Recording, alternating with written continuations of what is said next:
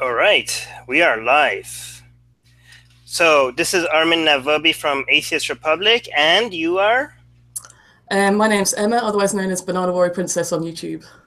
Okay, so tell us a little bit about yourself. Well, I don't know what to say really. I mean, I guess I would label myself as an atheist as well, but I don't really label myself as such. But I understand where you're coming from there. And yeah, I'm also a vegan. A vegan. I don't really label myself as such either, but I do talk about it quite a lot on my YouTube channel. Okay, so what is your YouTube channel mostly about then? I mainly do sort of street activism, where I get out on the streets and just talk to people by using sort of the Socratic method, so just by asking them questions to make them think So about about different, veganism. mostly about veganism? Yeah, Okay, well, yeah, all of it about veganism, essentially. okay. Yeah, Okay, so you consider yourself an activist when it comes to veganism? I guess so. Yeah, I suppose you would call me that. Yeah, And not vegetarianism, right? You're like, no, no. So, okay, and you think that atheism and veganism are very much related, right? I would say so. Yeah, How so? Because most people say atheism is just a lack of belief in God and nothing else. So I think that go on. I think. Yeah. Oh, I've got an echo. Hang on a sec. Well, you have to Yeah, close the YouTube if you wanted to get rid of the echo. And if it's on your phone, you could maybe let's click it. Yeah, close yeah. that down. Yeah, that's better. All right. So basically, the way I think they're related is in that I actually think that people that, if you know about the dairy and the meat industry and the atrocities there, you know that's going on, and you justify it by saying it's either normal, necessary, or natural. I think though that belief is unfounded, and I think it's faith-based, basically, because I can't, for any reason, I can't justify why it would be normal to eat animals that don't want to die. Essentially, I can't say that it's necessary because I'm living proof that you can live without animals. You know, you can survive without animals, so it's not necessary. And I would say that you can't use a naturalistic fallacy to say that it's okay to cause suffering to another animal either. So by saying, like I would classify that as the umbrella term of carnism, which is a belief system that is either normal, necessary, or natural to eat animals and their animal products as well. Okay. So your argument is that because people that usually defend, eating animal products use naturalism, the naturalistic fallacy, or use the um, argument from popularity, and also the same argument that like for example religious people use that as well, and also the argument that it's necessary. You're basically kind of suggesting that it's similar to like meat eaters like me. If they use these excuses, it's kind of the same as it's similar to a religion. Is that what you're suggesting? Essentially, yeah, because it's faith based. I would argue that it is faith based. It's not grounded in any. It's not, if it's not grounded in your own ethics. If you believe it's okay to inflict suffering onto another sentient being, Mm-hmm. then you're not sane, basically. So if you're going to say that human life is valuable, Mm-hmm. then I believe that you should extend that to animals, unless you can distinguish animals from humans in a way that is meaningful. I.e., it can't just be for arbitrary reasons, like we look different from them. So, what is your view on people that eat meat or other animal products? What do you think? Do you think they're all evil or monsters, or what are your views on them? Generally, like just most of the public, most of the people that I speak to from conducting my interviews and my activism, they just don't know. Mm. Because we've been conditioned from birth to think it's okay and acceptable to exploit animals for food, clothing, for cosmetics, for you know What are some of the main arguments you get in defense of what they do? um I mean, it's usually to do with okay, it's natural to eat animals. Lions eat other animals. Animals eat other animals. Therefore, it's okay. But I think it's something like 70-80% of animals are actually herbivorous. So that's not true. And just because just because some animals eat other animals doesn't necessarily mean that we need to. And there's also the intelligence argument as well. Like, we are more intelligent than those lesser beings, therefore it's okay. But you can't say that. If a human was less intelligent than you were to say the same about that human. Well, those are those are two of the reasons. But there's hundreds that I've heard. So I'm going to try some other arguments, and you tell me if they're original or if you've never heard them before, okay? Okay, it's like a fun game. All right, so here's my argument, all right? So I don't think that, when it comes to morality, I don't care if somebody is a human or not, or something is a human or not. What I care about is their capacity for suffering, right? So I would care about a pig more than a fetus human, because a fetus human doesn't have the capacity to suffer, but a pig does, right? However, when I look at a pig, I try to only, or a horse, or a cow, I think we should give it as much as it appreciates and nothing more. For example, I think humans, chimpanzees, dolphins, whales, and elephants, and crows, apparently, I don't know, are self-aware, and no other animal is. So that doesn't mean that they can't suffer and feel pain, but that does mean that they have no understanding of their own existence, right? So because they experience pain, we should do as much as we can to make sure that they don't experience pain, even maybe sometimes more than humans, because apparently some of them could feel more pain than humans, right? But when it comes to not killing them, I don't see why we shouldn't kill them, given if we could kill them without pain, given that they have no appreciation for the fact that they're alive. I don't think I'm robbing a conscious being that has no appreciation of the fact that it's alive. I don't think you're robbing it of anything if you kill it, as long as you do it without inflicting any pain. What are your thoughts on that? First of all, have you heard that before? I have kind of like sort of the same argument, yeah. And is that your view? Yeah. Okay. Well, I will build on that. Yeah. And so are you saying that cows, pigs, and chickens aren't aware of themselves? Of their own existence. Of their own existence. For example, they are aware of the existence of a chicken right next to them. They are aware of the food that you put right in front of them. They're aware of the pain, the feeling, that pain that you're inflicting on them. They can clearly experience that and know that it's there, but they have no conception of I. They have no understanding of what it means to be, right? So that's what they define. So you can be conscious and not self-aware at the same time. So only a few animals are self-aware, most of them mammals, but apparently some birds are also self-aware.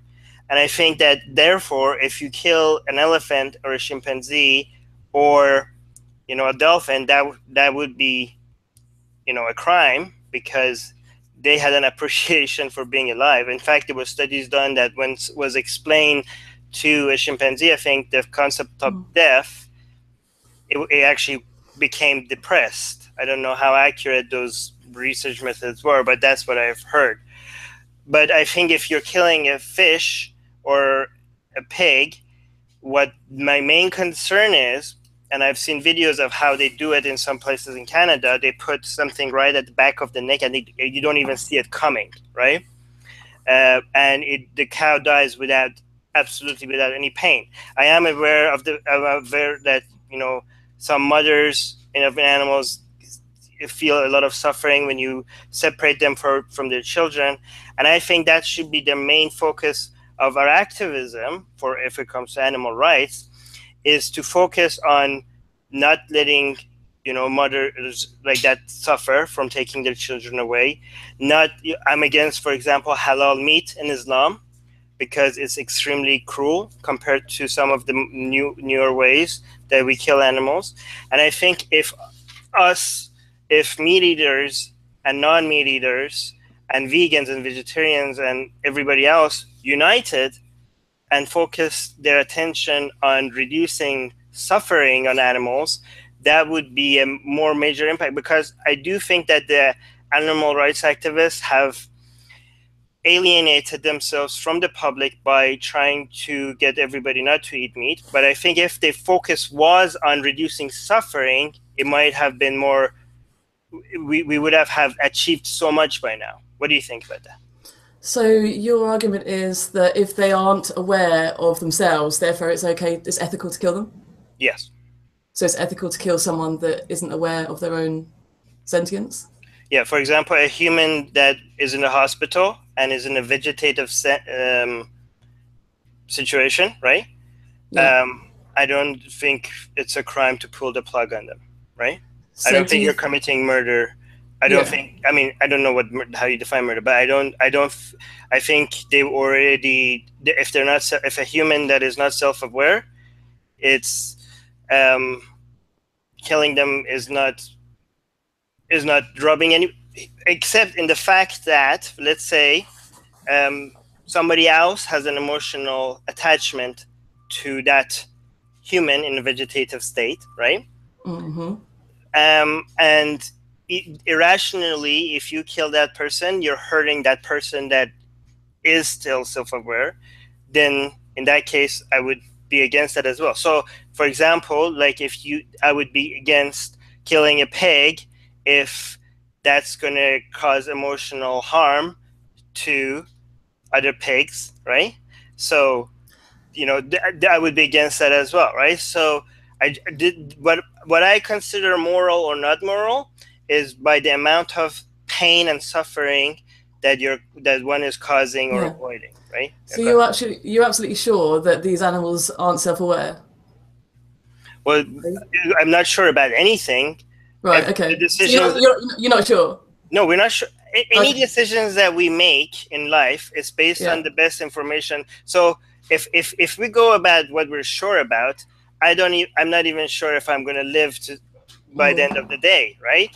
But I'm not going to make decisions based as if today is my last day, given that I'm not sure that I'm going to die today or not. I'm going to make decisions based on the best information that we have available. There's nothing in life that is sure, right? Yeah. But I mean, I'm not sure that God exists. Should I still worship God? Exactly. That's my point. That's my point. My point is that we can't 100% prove anything, but I'm not going to go worship God. But because based on the best information available, that's so extremely unlikely that I'm not going to waste my time on it, right? So just to answer your question, what do you think we have in common with cows, pigs, and chickens? The capacity to suffer. That's what I'm concerned about, reducing their pain, right? And do you think they have a full range of other emotions as well?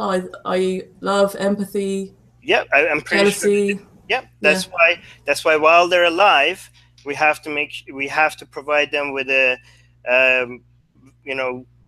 good life. We can't just put them in cages that are so suffocating them. We can't just move them around in ships in a way that is so cruel. We can't. We have to. And that's because you wouldn't want that to be inflicted upon yourself, right? You want that kind of not just treatment on yourself. Even if I didn't care about my. No, I think it's not that. It's just even if I was incapable of suffering, for example, in a hypothetical situation, I still wouldn't want another human or any other animal to be able to suffer. I think suffering is just. I have a distaste for suffering, not just for myself, but for any other thing that could suffer, right? And that's because you have, as a human being, you have the capacity for empathy. Is that correct? Right. So do animals. Yeah. So do some animals. Yeah, exactly. Not all of them, but some of them. And do you believe that morality is based on empathy as a sort of like a moral baseline should be based on empathy? I mean, yeah. Well, morality for me is the reduction of suffering and the increase of well-being as much as possible, right? Yeah. So I don't know. Empathy. So empathy essentially. Yeah. Empathy fuels our motivation to achieve those goals. Yeah. So if you wouldn't want it done to you, therefore you can't justify doing it to another sentient being, right? No, this is what I'm saying. I'm saying that, for example, let's say that I found out that there's another source of suffering for animals that we as humans do not have, right? Just because we as humans do not experience that doesn't mean that it's okay to do it to those animals. You know what I mean? I'm just saying it doesn't have to be similar to me for me to understand that this does or doesn't cause suffering, right? So similarity is not necessary as long as we understand how their brain works and what causes them suffering and what doesn't cause them suffering. That's what's most important. Let's say I was with computers and stuff, they made it so that I was incapable of suffering, right? Just because I am now incapable of suffering, it doesn't mean that I should stop caring about other conscious beings suffering. So similarity is not an issue. We have to examine the brain and see what's the source of their desires and their suffering and act accordingly. And I think that's why you say like something. I don't want something to be done to me. Like then therefore I think the argument is if I don't want to be killed, therefore I should want that for other animals as well. But I'm saying our brains are different. If I appreciate being alive, that's why for humans, that's why for suicidal humans, right? I think they have the right to take their own life. I'm not going to force them to stay alive just because I want to stay alive, right? A sentient being that does want to stay alive, are you saying it's ethical to kill them if they don't have a self-awareness concept? No, that's my point. No, I'm saying if they don't have a self-aware concept, they can't want to be alive because they don't have any understanding of what I means. Do you know what I mean? Okay, so how do you explain empathy in animals then towards other animals?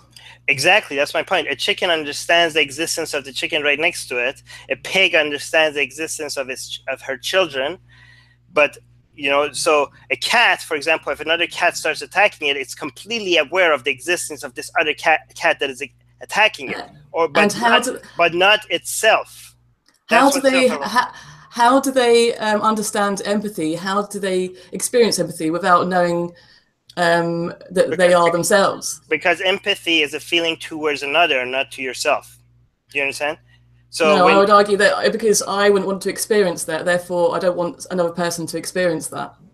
Well, when I feel empathy, the subject of empathy is not me. The subject of empathy, I don't think that I reason my empathy. Empathy is just something you feel because it made evolutionary sense for you to feel it.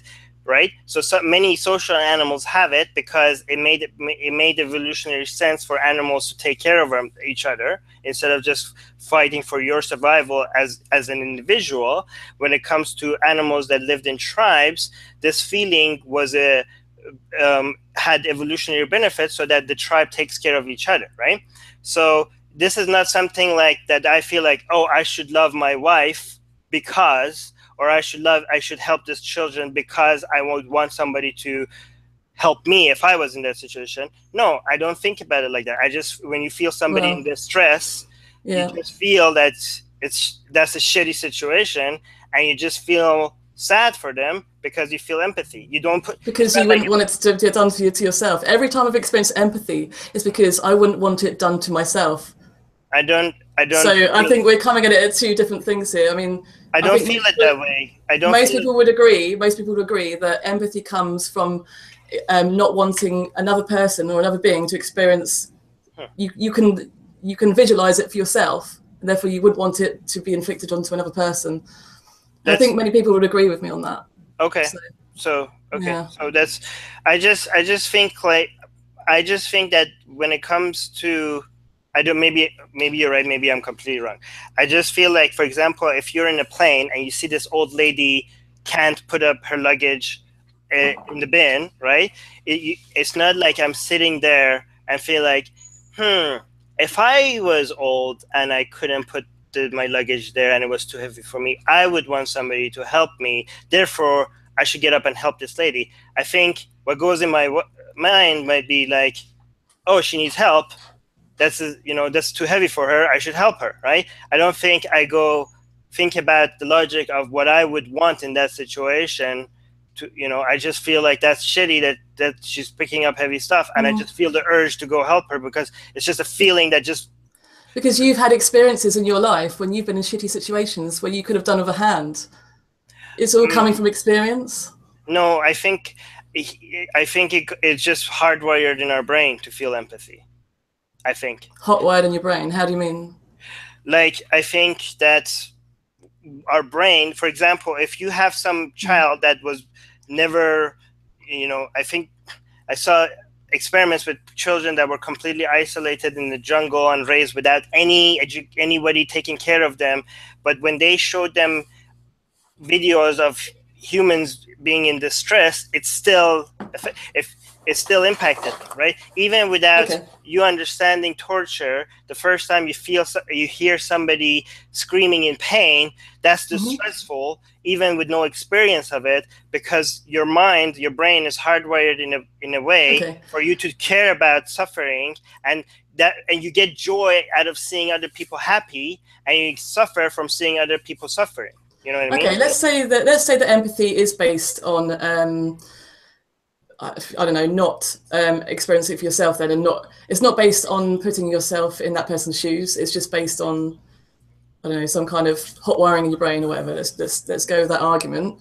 Can you answer this question? Is it therefore okay to kill somebody who doesn't want to die if, let's say, like a comparative human equivalent of a cow or a chicken or a pig, if somebody was sentience was reduced to that of a cow, a chicken, or a pig, therefore they didn't have any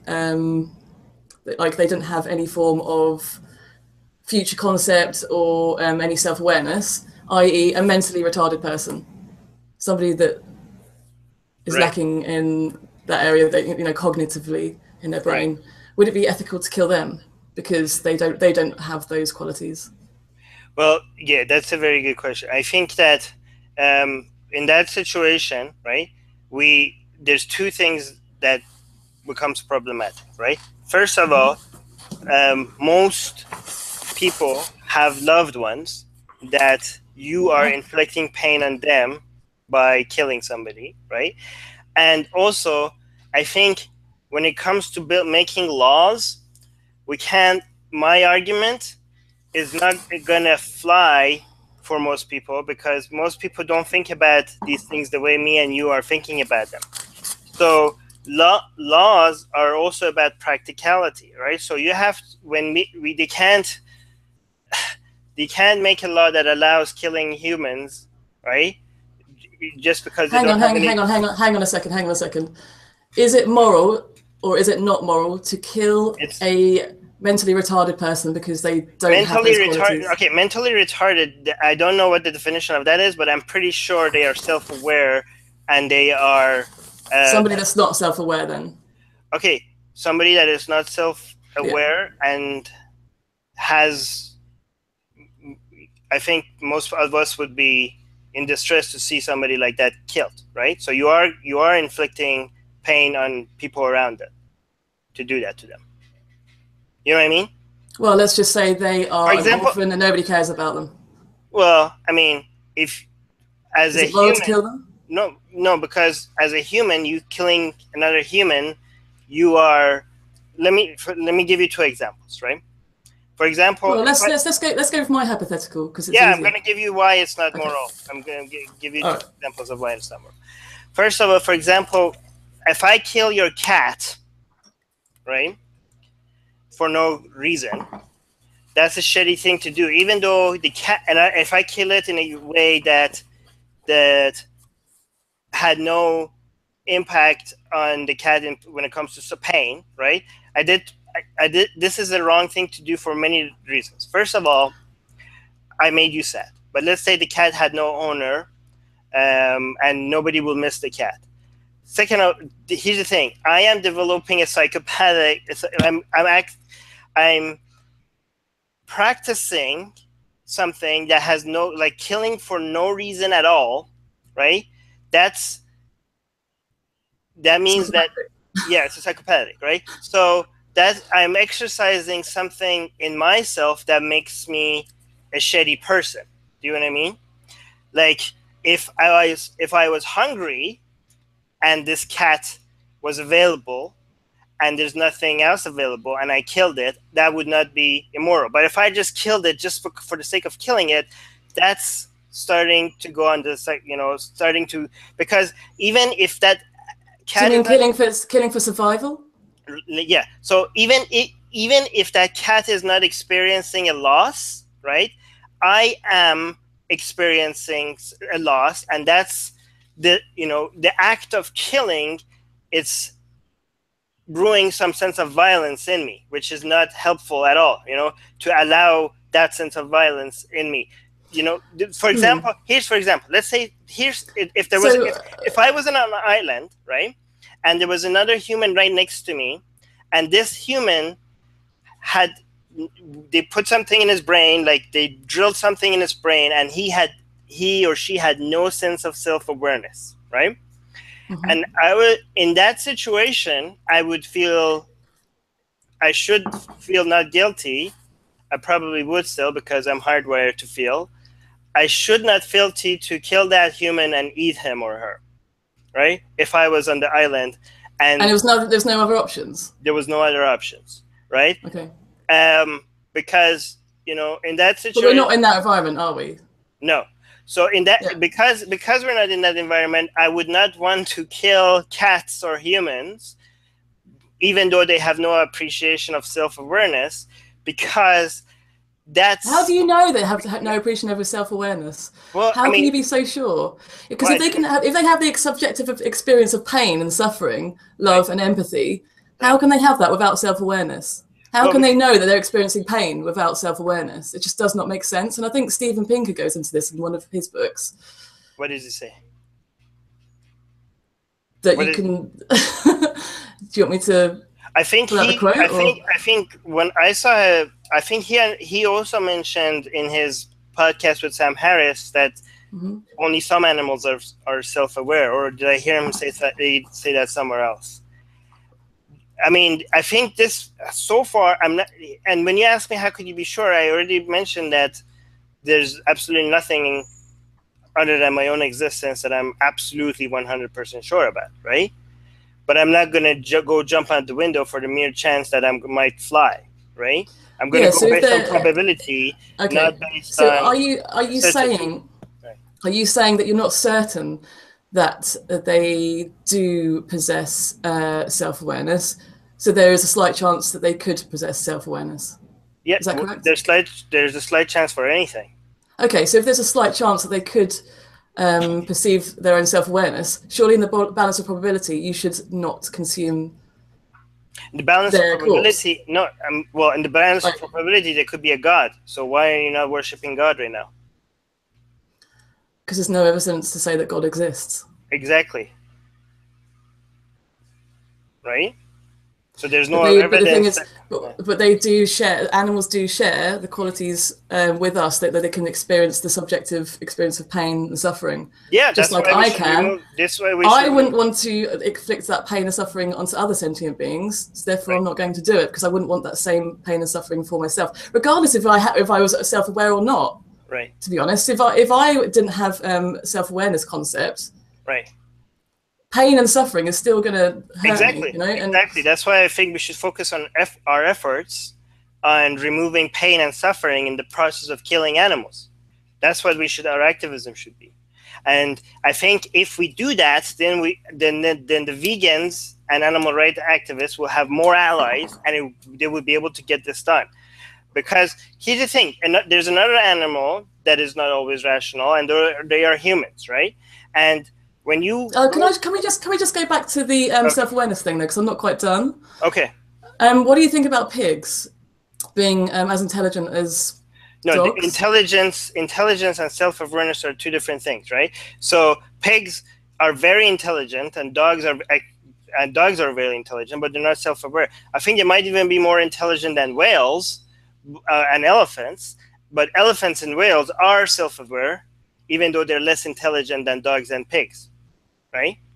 And this is not me saying this. I think this is, as of right now, is established, scientific understanding of it. And I'm very ready to change my opinions of anything as soon as new scientific data shows otherwise. By the way, we should also look at the questions that people are putting in. I just wanted to ask you the question again. So if you didn't have, if a person didn't have a self-awareness concept, would it be ethical to kill them? If necessary, yes. If necessary. Okay, but if it wasn't necessary. If it was necessary, then if you're killing just for the sake of killing, then this is practicing violence for no reason, right? So we're killing animals for no reason other than taste pleasure. Well, let's go into that as well, right? So okay, but can you just answer my question though before we move on? Is it ethical to kill that person? That's what I'm asking. That's what I'm suggesting, right? Yeah. So is that yes or no then? Is it yes ethical or no unethical to kill that person that doesn't have the self-awareness concept? Yes or no? If it's unnecessary, completely unnecessary, then it will become unethical. Yes. So it's unethical to kill somebody who doesn't want to die. It's absolutely unnecessary. But I do think that okay. So first of all, let me go into the health impact. Well, no. Can I just finish off what I was going to say first, and then we'll go into the health? Because you're saying it's unethical to kill that person without the self-awareness concept, right? If it's absolutely unnecessary. If it's unnecessary, it's unethical to kill that person without the self-awareness concept. Right. Therefore, you need to distinguish between that human that doesn't have that self-awareness concept and the livestock animals that don't have the self-awareness concept. Yeah. You need to distinguish in a way that's meaningful. I think a chimpanzee is more important to me to save his or her life more than a human that has completely lost his self-awareness. That's what I would say. Because chimpanzees and dolphins and whales and elephants, just like us, have self-awareness. So if it comes between a chimpanzee and a human that has absolutely no self-awareness, and they say we have to kill one of these two without pain, I would go with the human that has no self-awareness. Do you know what I mean? Because self-awareness. Yeah, that's fair enough. All right. If somebody's got. Okay. Right. So. But going back to my question though. Yeah. As of right now, a lot of the planet is being fed by meat, and a lot of humans are dying from starvation. Well, right? Yeah, we can talk about that, but I just want to go back to what we were talking about before because I don't think we've quite finished that point yet. Okay, sorry. Would that be okay? Yeah. So just remind what we were saying. You were saying that it would be inconsistent. Well, basically, what you alluded to, everything you said, pointed to the direction that you're inconsistent in your belief system. Because you're saying it would be unethical to kill that human unnecessarily that didn't possess that self-awareness concept. But it is ethical to kill an animal with no self-awareness concept if it was unnecessary, i.e. taste pleasure. So can you see there's a double standard there? Well, here's the thing. I'm not eating animals just for... If somebody is saying it is just because of the taste, I would agree with you that it's wrong. Okay, so if let's just for argument's sake say that it is unethical. It is unnecessary. Would you agree that? If you could show that it's unnecessary, then I would say it's unethical. But yeah, okay. But do you know who it's being unethical to? I don't think it's being unethical to the animals, because just like if I kill a human for no reason. Mm-hmm. Because they're self-aware, I think I'm being unethical to myself, because instead of because just the act of killing is increasing my sense of violence, my pleasure for violence, and my sense of claim. I'm not developing the sense of compassion and sympathy in me, and instead I'm exercising things that even though my mind knows that this human has no self-awareness, my body is going through things that evolutionary I would recognize as causing harm to something else. And by doing that practice, I'm actually increasing, normalizing violence for my mind. And that's being unkind to myself, because that's not a very fulfilling life to live. So I think if it was unnecessary to kill animals, absolutely unnecessary, which I don't think as of right now it is unnecessary, because a lot of the planet is feeding on it and humans are already starving. But if it was absolutely unnecessary, the people that we are harming in that situation, the animals or humans that we're harming in that situation, are the people that we are making to go through the process of killing. Do you know what I mean? Like, yeah, I mean, do you think that people that work in slaughterhouses are compassionate, kind people? Exactly. That's on the killing floor. That's what I'm saying. I'm saying that if it was absolutely unnecessary, the crime wouldn't be towards the cow, because the cow didn't just lose anything. I think the crime would be towards the people that we're putting in the position of slaughtering cows. Well, my position is that you need to be consistent within your own belief system, because if you wouldn't kill that human, then therefore why are you killing the animal with the same cognitive capacity? Well, I think I've been consistent, because I'm saying when I kill a human for the fact that they are not self-aware, I think what I have done is I have harmed my mind. I have removed the opportunity for my mind to become more compassionate and less violent. So because I think that would be a crime to me more than to that person that has no understanding of what it means to be alive, in the same way, I think what we are, the people that okay, first of all, I'm not talking about slaughterhouses where the cows are being put in horrible situation. In that case, the main crime is towards the cows, right? But I'm saying even in a situation where the cows are not suffering, if your job on a daily basis is to go put a bullet at the back of a cow and watch them drop on the floor every day, I do think that's not a very healthy way to live. Right? And by killing that cow, you're basically not allowing that cow to have any sort of future or well-being, or see their babies. That's a fair point. I think that if you are, so here's the thing. Here's one thing else that you might be robbing the cow of.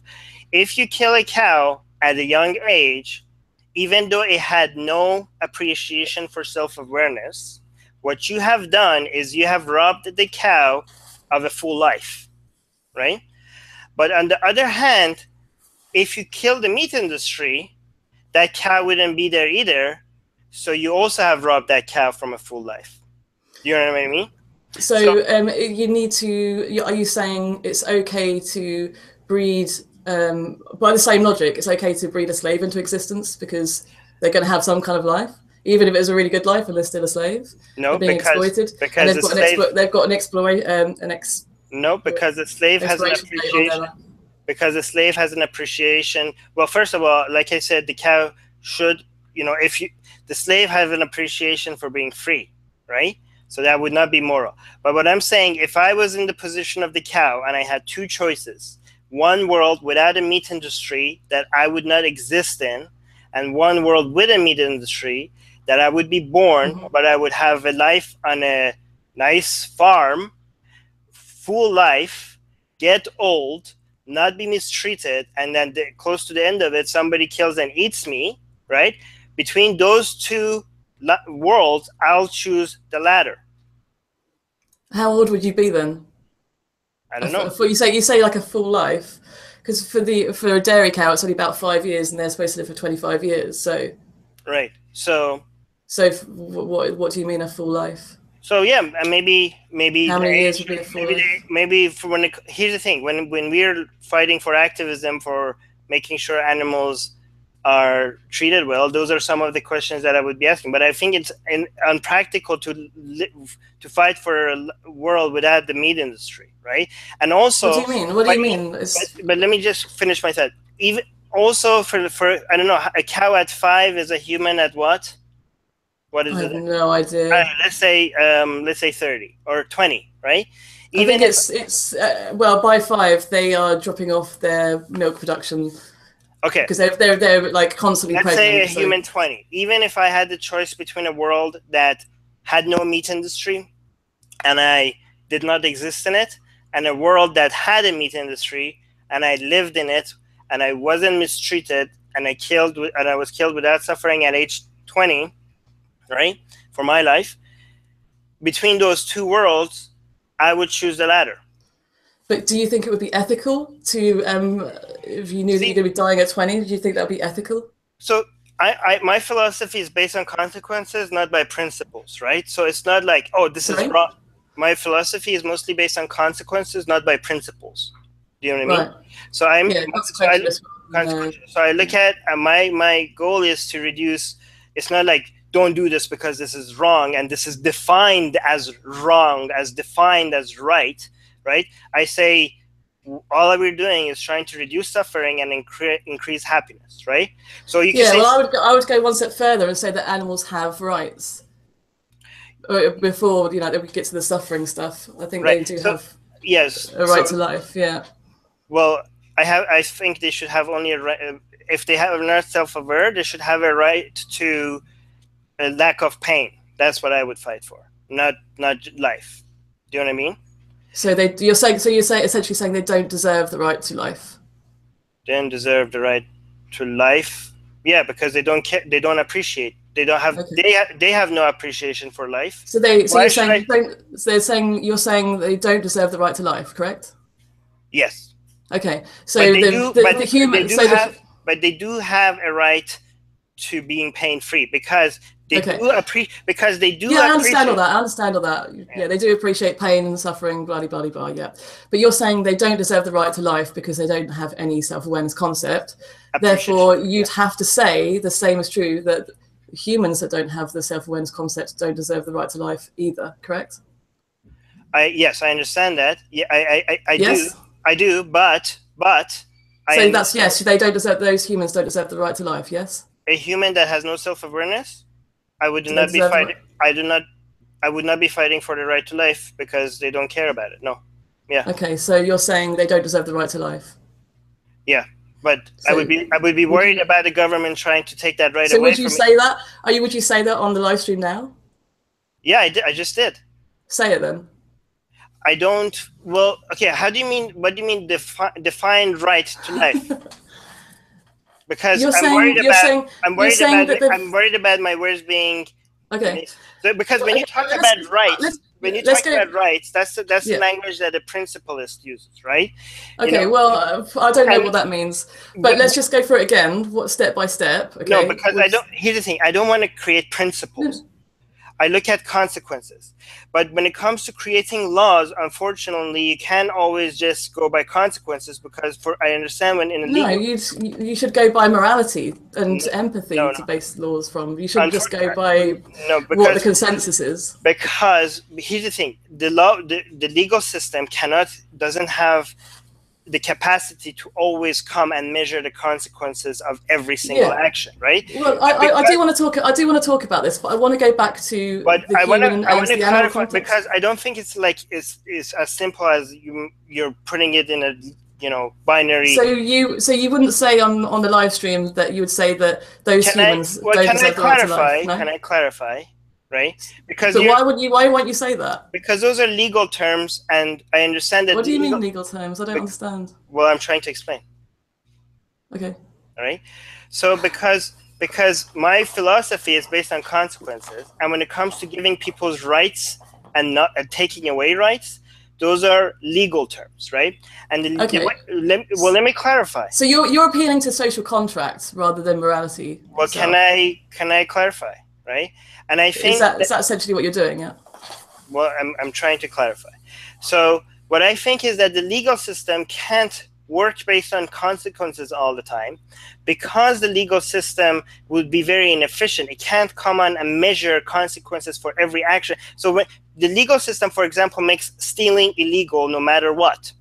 But for me, as in my philosophy, if you're stealing to feed a child that is dying, that's morally okay, but I understand why it's still illegal, right? Why is it So morally okay? Why is it morally okay? I think in if your you eyes? steal, if you have no other alternative and you go steal because you're trying to feed a child and there's no other option, I think morally you were on the right, right? Yeah. But So I you're understand.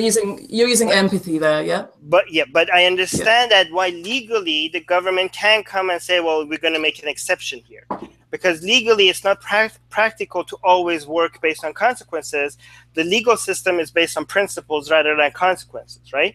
So when you give rights and you take rights, it should be based on principles, and you build rules, and it unfortunately becomes sometimes has unintended consequences, and you should take those consequences into effect.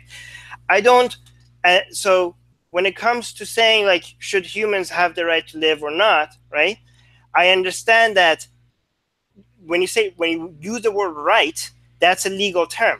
For me, consequentially, if somebody dies that had no self-awareness, I don't think there was anything lost there, unless you created emotional distress to yourself in the act of doing it, or to other people. But legally, I understand that you have to give rights to certain entities and just make an umbrella statement about something, because the consequences of removing those rights might create loopholes or consequences that creates a world where none of us want to live in, right? So I look at practicality of laws, not just the philosophy of consequentialism. You understand? And that's why I'm using the word. That's why I want to keep talking about whether. Yeah. I just want to clarify a few I don't things want with to you talk about about rights, because that's legal terms. I do want to talk about what creates more suffering and less suffering. I don't want to walk into that side, because I don't understand laws, and I don't want to take away the rights, because that might actually open a Pandora's box that you never foresaw, right? But why do you need a legal system to give entities rights? Rights is a legal term. But why do you need a legal system to be able to allow people? Because without somebody upholding your rights mean nothing, right? Without somebody, like, a right to free speech means nothing if there's not a government with holding back people that will come kill you for saying something. You need a force as powerful as a government to uphold your rights, or else your rights are meaningless. Rights is not this super, like, religious people make rights seem like this godly thing that exists ever, always, without anybody giving it to you. But in the real world, you understand that rights are taken away and rights are given to you by powerful forces such as government, right? For example, here in Canada, I have the right to free speech, but in Iran, I don't, right? That doesn't mean that there's a universal right to free speech. In Canada, you have it. In Iran, you don't. So it's something, a right is given to you and taken away from you. So it's not something that exists within our essence. You know what I mean? Okay, so you want me to use a different word other than rights? Yeah. What would that word be then? I think what I try to say is, it's reducing harm or is it not reducing harm? That's what I would say. Right? That's what I care about. Reducing harm. Right? Not rights. Well, yeah, I mean, but here's another example. The thing is, no, but I just want to go back to the human example, though, because I don't think we really. I want to give you a human example too. Finish that. I want to give a human example. For example, let's say a human that wants to die. In many countries, suicide is illegal.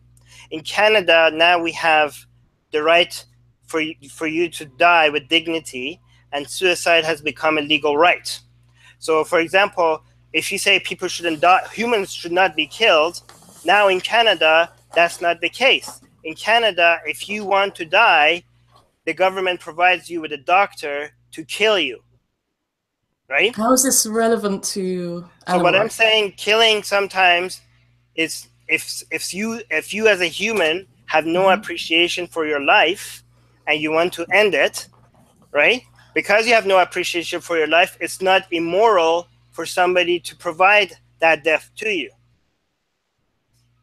Even as a human, even as a self-aware human. I'm sorry, I don't understand how this relates to animal So rights. because what I'm pointing out is what matters if whether somebody whether removing life from somebody is a harm or not is the fact that they whether or not they have an appreciation for being alive or not. So just like in a human that has no appreciation for being alive, it's not a crime to take their life, right? Just like suicidal people that have no other options, and Well, just like uh, that, for animals that also have no appreciation for being alive, it shouldn't be wrong to take their life. Just like a human that has no appreciation for being alive. so do you think it should be legal to kill humans that don't have an appreciation for life? Well, in Canada, it is now. In Canada, if you're suicidal, they provide you with a doctor that provides you with an easy, pain-free You way think to. that's you think that's ethical? Do you think that's like a progressive move? Yes, I think so. You think that My mom died from cancer, and she was begging for the doctors to kill her because she was under so much suffering. Oh yeah, that's different. I mean, if you're in so much pain and you're terminally ill, I mean that's different for someone that's a bit depressed. Not a bit, okay, a bit depressed is different from not having any appreciation for life, right? So in Canada, if you're just a bit depressed, they have to, they provide you alternative ways before you say no. I think we're getting off track life. Here. Okay, go. I think we're getting off track here with the animal context. Right. I don't really see how this is relating to veganism. Well, because we're talking about whether it's okay to kill or not kill it's conscious beings that have appreciation for life. That was the topic. That's how I brought it up. So you're saying it is ethical to kill people without appreciation for life now, as opposed to self-awareness concept? Self-awareness concept. Yeah. Because before you were saying self-awareness concept. The word it's very interesting, the words that we use, because you could and using different words makes something look okay and not okay. For example, when somebody is suicidal and you could assist them in dying, I could use the word assisting in death. Somebody else could call that killing, and technically you're both correct, but one of them sounds incredibly immoral, and the other one sounds kind of okay. They're two different contexts, though, really, aren't they? Because in that context, in the human context, the person wants to die. In the animal context, they probably don't want to die. Well, unless if they've been raised in like really, am I allowed to swear? Yes. If they've been raised in like really shitty conditions, like just laying around in their own squalor, and they're not even seeing any daylight like 24 hours a day, and they're just cannibalizing each other because they're just so fucking bored, then they probably do want to die. They get done as quickly as possible. That's a great example. That's a great example. Let's say a pig could talk, right? Yeah, if a pig could talk, would you eat them? Well, what if the pig came and told you, this is a shitty life, please kill me? Would you kill that pig? I'd want to stop the industry to stop it from happening in the first place. No. Let's say you gave me many hypotheticals. You gave me so many hypotheticals. I'm giving you which most of these hypotheticals do not apply to real life, like being on an island, finding somebody, a human. Yeah, that's the point of hypotheticals. Exactly. They don't have to be realistic. That's what I'm saying. That's what I'm saying. That I'm saying that because I'm going to make a hypothetical that is not realistic at all. So I'm just trying to make an excuse because people get angry with me when I make up. Yeah. So I'm not going to give you an easy time, though. You understand? All right. So I didn't realize this was going to be like a full-on debate. I thought it was just going to be a discussion about veganism. Okay, sorry. But I think are you getting frustrated with me? No. I'm used to this. Okay. I do this all the time, so no worries. Okay. So I think this is a discussion. I think it's a good discussion, isn't it? Yeah, well, it's more like a debate, though, isn't it? Really. Well, debates are discussions.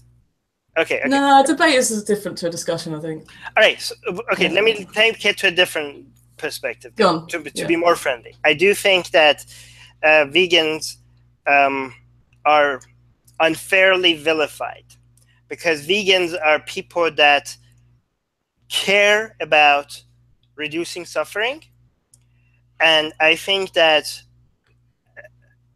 that has been, their demands have so far in our community has been people have made it seem like extremism. People make it seem like requests that are unreasonable. And I think that that's very unfair, because I appreciate all activists that are fighting for something that they believe in reduces pain and suffering in the world, right?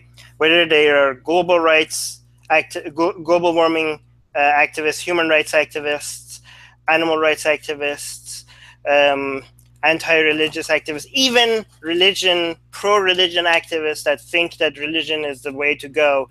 I appreciate them, because they are very different from the vast majority of people that don't do anything to make this world a better place, right? You think that religious activists are good people? Yeah, if it's coming, for example, a Muslim, right, that is trying to save me from hell, if he or she actually believes in hell and thinks that I will die and burn in hell forever, even though I disagree with that person, if their activism is coming from a position of kindness to save me from that misfortune, I do appreciate that. I do appreciate that, because I don't think a lot of atheists are like, oh, keep your religion to yourself. But how could you, if you think that all these people are going to burn forever? You're basically, in your mind, you're trying to remove the greatest suffering of all, which is eternal torture, right? Yeah, they really truly believe in what they're saying. So, yes. There is a fear there, but you know, it's ungrounded. It's not rooted in any kind of anything, yes. really. Yeah, but most people are not logical, but most people, in my opinion, do have a sense of sympathy. And I appreciate their sense of sympathy, even if it's misplaced. I appreciate that, because they actually care, right? But I'm not saying vegans are as deluded as people that believe in an afterlife. Obviously, I'm not suggesting it. But I'm just saying anybody that cares about suffering and reducing it, these are people who should be valued. And I'm against this constant attack on vegans. If you disagree with vegans, listen to them and talk to them, instead of just trying to dismiss their cases with like, oh, but I love bacon. Like, that's, what the fuck is that, right? Or saying that vegans are, extreme and they can't stop talking about it. Well, if you put yourself in their shoes right now, if animals are the same as humans when it comes to appreciation for life, the world's greatest massacre is happening in front of all our eyes, and nobody's doing shit about it in their point of view. So you have to put yourself in their shoes and have an appreciation for what they're trying to do. I would just correct a few things that you said there. Just so that you're not misrepresenting my position. Okay. Because you just said vegans. What was it you said? You said vegans think that humans are the same as animals in respect of appreciation for life. I've never said that, and that's not my position. Because I think there are varying degrees of sentience. We are, like there's a spectrum. And just because, there might be some capacity for animals to appreciate their lives, I don't know, like you don't know either, we don't know. But I think there is a spectrum. Like there's lesser and higher degrees of... Would you eat meat if it was made in a lab instead of a conscious animal? I personally wouldn't. I think lab-grown meat, they still have to exploit animals somehow to get the... to start the process off. But if it reduces the suffering? No. If it reduces, okay. Because it wouldn't reduce the suffering, because you're going to have to exploit an animal in the first place to start the process. Okay. Do you want to look at some of the questions people are asking? Yeah, sure. Do you have access? Yeah, I'll go on my phone, actually. I haven't had a look yet, because it's been kind of engaging, this conversation, hasn't it? So yeah. I haven't had a chance to look. More of it. Okay, to be fair, to be honest, to me, everything that's a discussion, people think I'm it's more like a debate to them. Right? So no, that's okay, yeah.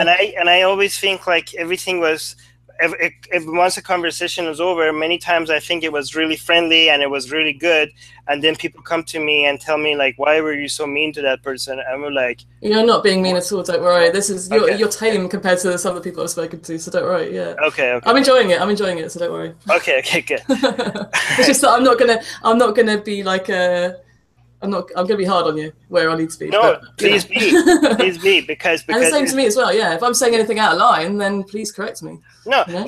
I would go as far as saying that we should listen to vegans more, because if they're right and we are wrong, one of the world's biggest crimes is happening on it. So we should exactly. If you're wrong about the self-awareness concept and the appreciation concept, then do you know what I mean? Yeah. Then yeah, I agree with you in that case. Then there's a huge crime is happening that everybody's ignoring, like 10 times the Holocaust or 1,000,000 times. I don't know what times the Holocaust. But I do think that people shouldn't just dismiss you just because they enjoy meat, right? That's a bullshit argument. And I do, but you know, I don't like the way you guys are vilified. I think disagreements should be treated as disagreements and not as attacks.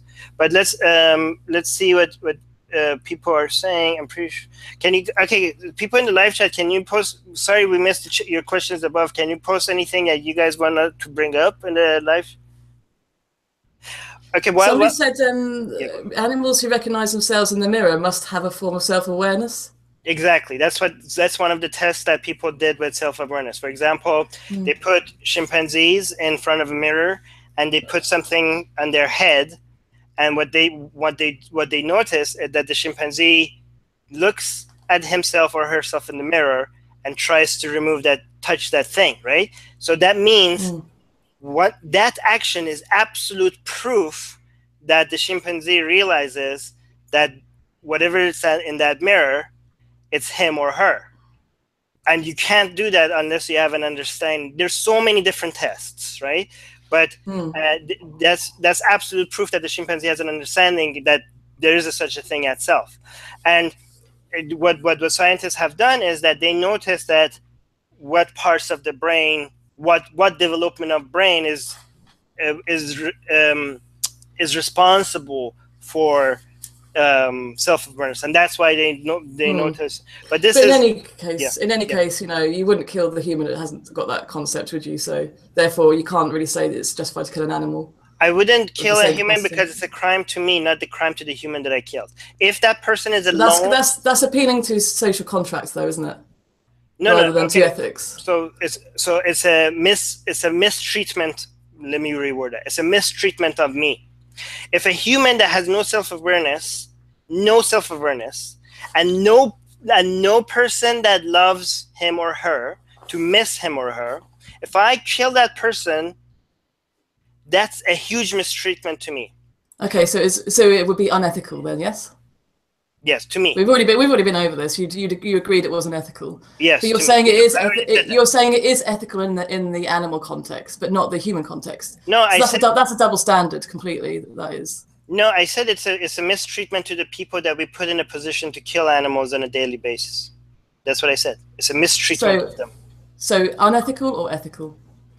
Unethical too, but I want to clarify who's the subject of the on this being unethical.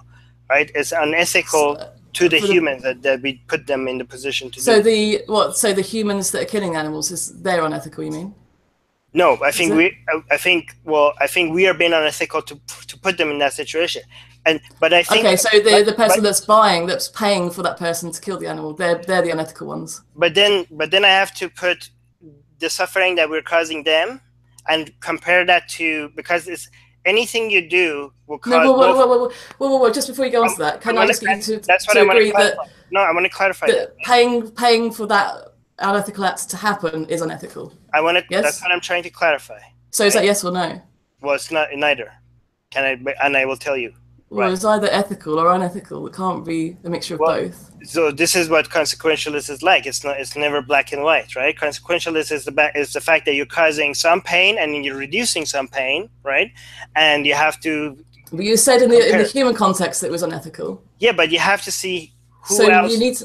You need to actually differentiate the two in a way that's meaningful. Otherwise, it's just. That's what I'm just saying. That's not the reason for arbitrary reasons. What I'm saying is that's not the only thing in the equation, right? I'm saying there's other things that come. Okay, tell me the other things, because I know I've got a point to raise after you've said that. Okay. So there's many other things, right? So first of all, let's go by them one by one. It'll just be easier, just to Can I address give point by them, point. list them all of them? And then you can Well, I can do that. The thing is, I can't remember all your points, so it's better if you go through them one by one. I'll bring them up again once you forget. Okay? No, I can't do that. I could do it point by point, but I find it really difficult to remember. Because if I bring them point by point, it seems like I'm just saying that one thing is enough to make it ethical. Do you know what I mean? Yeah, well, that's it. We can stack. All right, let's stack. We can go by them one by one. Yeah. So my current understanding of what's healthy and what's not healthy is that there's a new understanding of diet, and you could clarify this on me and correct me because I'm pretty sure you're going to. So are you going to say these are reasons why it's ethical now? Yeah. Well, okay, so just like I care about the chimpanzee that is self-aware more than a human that is not self-aware, I care about the vast majority of humans that are aware and their health more than the amount of suffering that we might be causing to the people that we put in the slaughterhouse. So the people that are in the slaughterhouse, we're doing a disservice to them for putting them in the act of actually killing animals on a daily basis, which I don't think is very nice. But we're also providing nutrition to many humans, and which might so there's two things when it comes to providing nutrition to many humans, right? When you remove any food supply from the market, by laws of economics, you're making foods more expensive, right? And a lot of people are already starving, right? So once you remove that food supply, you're already making a lot of more people starve. That's one thing. Another thing is, can you just condense that down to sort of something more palatable so I can understand it? Very fast. What's your point? Yeah. What's that one point that you just made there? Okay, so and very fast. Other than that, I think the current understanding of the diet is that cutting carbs is one of the most important things you could do with your diet. And that's hang on. Whoa. Was that what the first point was? Both of these points is about the well-being of humans. Right. Okay. In terms of human health? In both of starvation, reducing starvation, and also increasing health, right? So your point is we need to increase animal agriculture to stop starvation?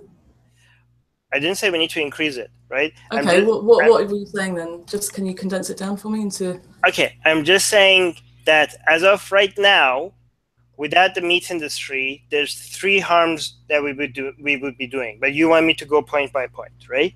If you remove the meat industry, you're removing a food supply to humans, right? And can I just ask a question, just a quick question there? Do you think it will happen overnight like that? No. Okay. I'm good. I'm okay for a gradual move. I support that. Okay. All right. So. And do you believe that you should be part of, if you're for a gradual move towards that, you should be part of that? Well, no. Then again, I eat. No?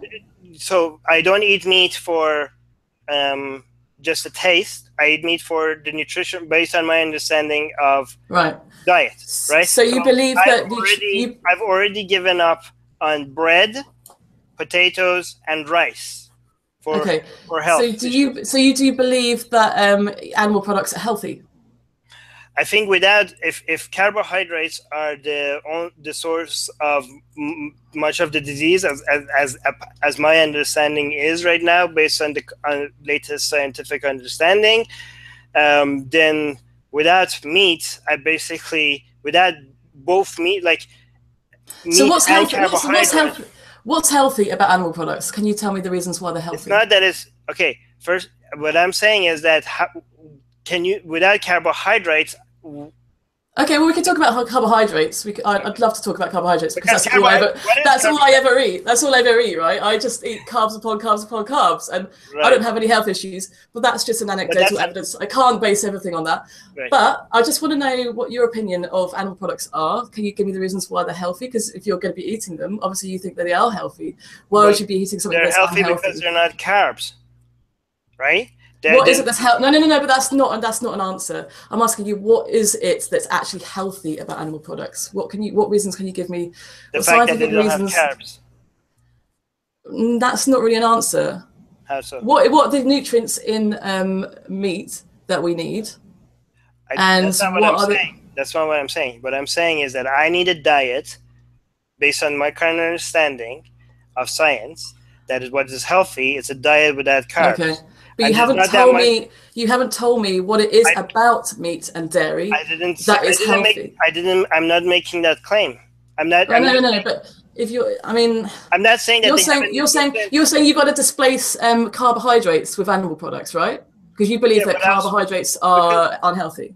Yes. What else is there to eat? So therefore, animal products must be healthy in comparison to carbohydrate. So plant-based foods. Exactly. Okay. So what is it about the animal products that is healthy then? Name some of the nutrients in the meats that you can't get from plant-based products. My claim is not that they have extra nutrition that I need that I can't get from somewhere else. My claim is that they lack in nutrition that I want them to lack. That's why I like the meat product. Right. For their lack of carbohydrates. So, would you agree there's nothing healthy about meat? Well, I mean, and dairy. Obviously. It's health. Well, it's what's healthy about dairy? Can you tell me anything that's healthy about dairy? By the way, the vegans in the chat really don't like me. I've been very nice to vegans. You've been fun, yeah. But if what I'm saying, okay, so people are saying I fucked myself and my arguments are pretty stupid, right? And I agree, they might be pretty. My arguments can be wrong, but I just want to understand that this is not an attack on vegans. Yeah, I appreciate vegans, and and if my understanding of any of this is wrong, I would like to be corrected, and I'm open to be corrected. I have already changed my mind on many things in my life, right? Well, being an atheist. Yeah, I mean, being an atheist, I'm sure you probably come up against many religious people. We've had many discussions, and I would be the same kind of. I mean, I don't know if you do this, but I'm open to my opinion being changed. If somebody can prove that God exists, I'm open to it. You know. Yeah. And probably the same kind of. In fact, I would be scared if I don't change my mind on something big for a very long time, because that means I'm too married to my belief. Yeah. Right? But exactly. So going back to. Yeah, but it's I don't understand how you could have a healthy diet, right, that is low carb, and people seems in the chat seem to not to believe me.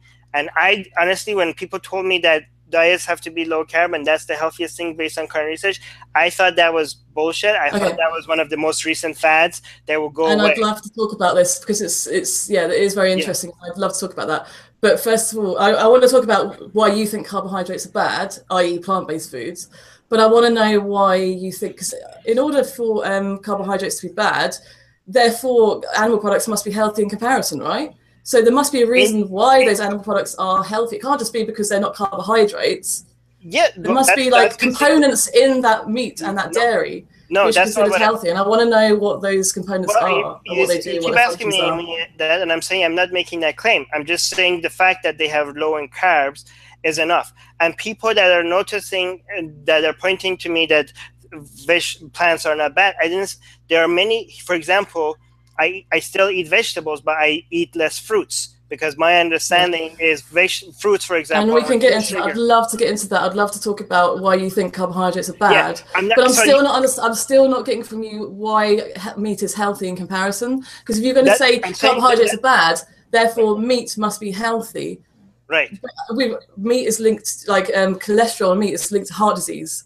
You know, like saturated fat is linked to diabetes. Actually, that's very interesting. Because hormones in milk is related to cancer, and meat, processed meats and red meats are a class 1 carcinogen. I've cut World Health Organization. Red meat. I don't eat processed meat anymore, and I don't eat red meat anymore either. So you think that white meat isn't carcinogenic? Well, I mean, but everything. Okay, yes, white meat is not. So is that healthy then? If it's carcinogenic? There's nothing. Okay, I'm there. Every single food that you eat, okay, has benefits, and excess of it has some problems with it as well, right? Except maybe not every single one of them, but a lot of them, right? So, for example, are plant-based foods carcinogenic? No, but cancer is not the only disease out there, right? Diabetes. Exactly, diabetes. That's heart disease. diabetes is the major source of diabetes is carbohydrates. No. Right? Let me explain it to you. So the way it works, okay, you've got insulin receptors in your Exactly. in your body, right? Yeah. These insulin receptors, somebody that's on a very high fat, high saturated fat diet, i.e. animal products, right? Because you can only get really saturated fat from those kinds of foods, yeah? Okay. When the fat goes into your bloodstream, it actually covers these insulin receptors. So the carbohydrates, they can't get into the cells because they're blocked, so that you're clogging up your arteries. There's no way that the sugar, the glucose, can get into those cells. Right. So it's not really a sugar issue. It's to do with the saturated fats in your diet. That's okay. It's like a slippery road. Like if that road is covered in oil, that car is going to skid all over the place. All right. So if that's the case, then I'm wrong, and I would look I will try to educate myself on that. And so far, my understanding is that more carbohydrates, more higher chance of diabetes. And when it comes to meat, there are processed meat and red meat. You're right. They give you more chances of heart disease and cancer, but not as much as white meat and seafood.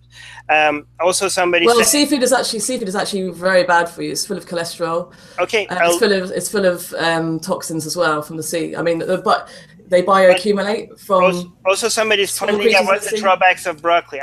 I'm pretty sure I clarified that it's not all food, for all plant-based food. For example, I don't eat bananas and anymore, but I do eat broccoli. Right? There are fruits, sweet fruits. I'm not eating anymore. Bread, I'm not eating anymore. Rice. So what's bad about potatoes and rice and pasta and bananas? Are they carcinogenic? Do they lead to diabetes? No, they are. No, do they lead to heart disease? Well, I'm answering you. They are high on carbs, right? And okay. What's bad about carbs? Well, I don't. Here's the thing. Me and you, we are not scientists, but unless you are. Are you? No. Okay. So what we do is we study what the scientists are trying to tell us. And if I'm looking at wrong sources, then please educate me on that, and I'll show you my sources, and you show me your sources, and we'll try to figure out which one will work. But when people come to me and say like, "Oh, you got the facts wrong. How could you think this is science?" The thing is, I'm not a scientist. I only try to look at what the research is showing. If my sources are wrong, and here's the thing, I have been trying to. This is something that I have been trying very hard to figure out. This is so strange to me that this whole diet industry seems to be not that much consistency in it when it comes to what I've been hearing scientists say, compared to people that study the Big Bang and the universe. They seems to be there's quite a big consensus in the scientific community, in the medical community. This is very interesting. Points towards the link between animal products and heart disease, diabetes, and cancer. There's quite a lot of overwhelming evidence to point in that direction. Tell me that, but my understanding also is apparently wrong, according to all your fans that are in the live chat. My understanding is that high carbohydrates in your diet is also linked to many problems, right? Okay, why? Why is that? What problems does it lead to, and what is the causal link between carbohydrates and ill health? So, so once we get off this chat, I will send you my sources, right? And you send me I just want to know, because you think that carbohydrates are bad, so there must be a reason for that you can explain on the live stream. So, but my understanding is that carbohydrates in your blood system, that's responsible for the insulin release, but you're saying it's something else, right? Saturated fats will actually block glucose from entering the cell. So, of course, it's going to be running about it, but you're going to have a high hyperglycemia. All right. Yeah, so that's, if you're diabetic. Right now, my understanding is that the more you cut carbs, that's the better, because of what I just said. But I'm not a scientist, and as soon as I'm proven wrong, I will change my opinion on that. Okay? I mean, it's like many people that are type 2 diabetic are also overweight, right?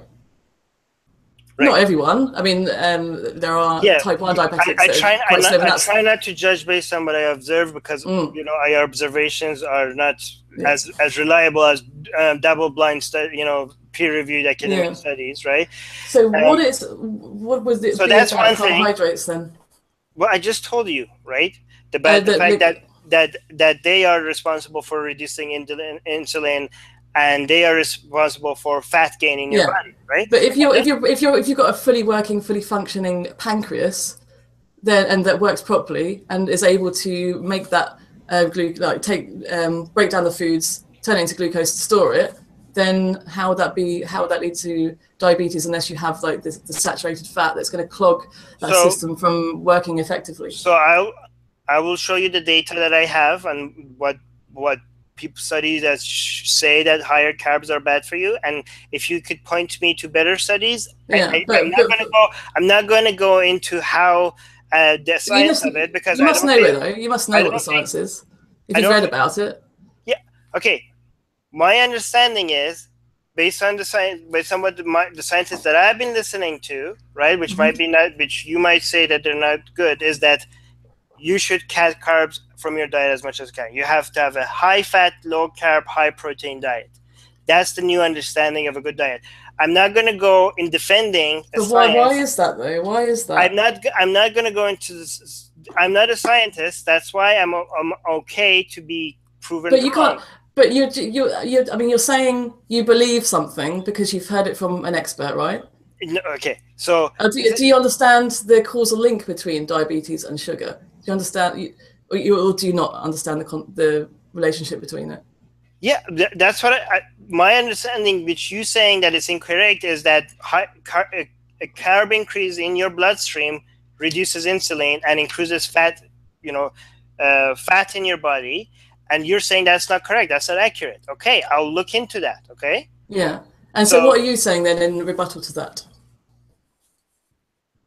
I'm saying I will look into that if it's incorrect. I'm not going to rebuttal science because I'm not a scientist, right?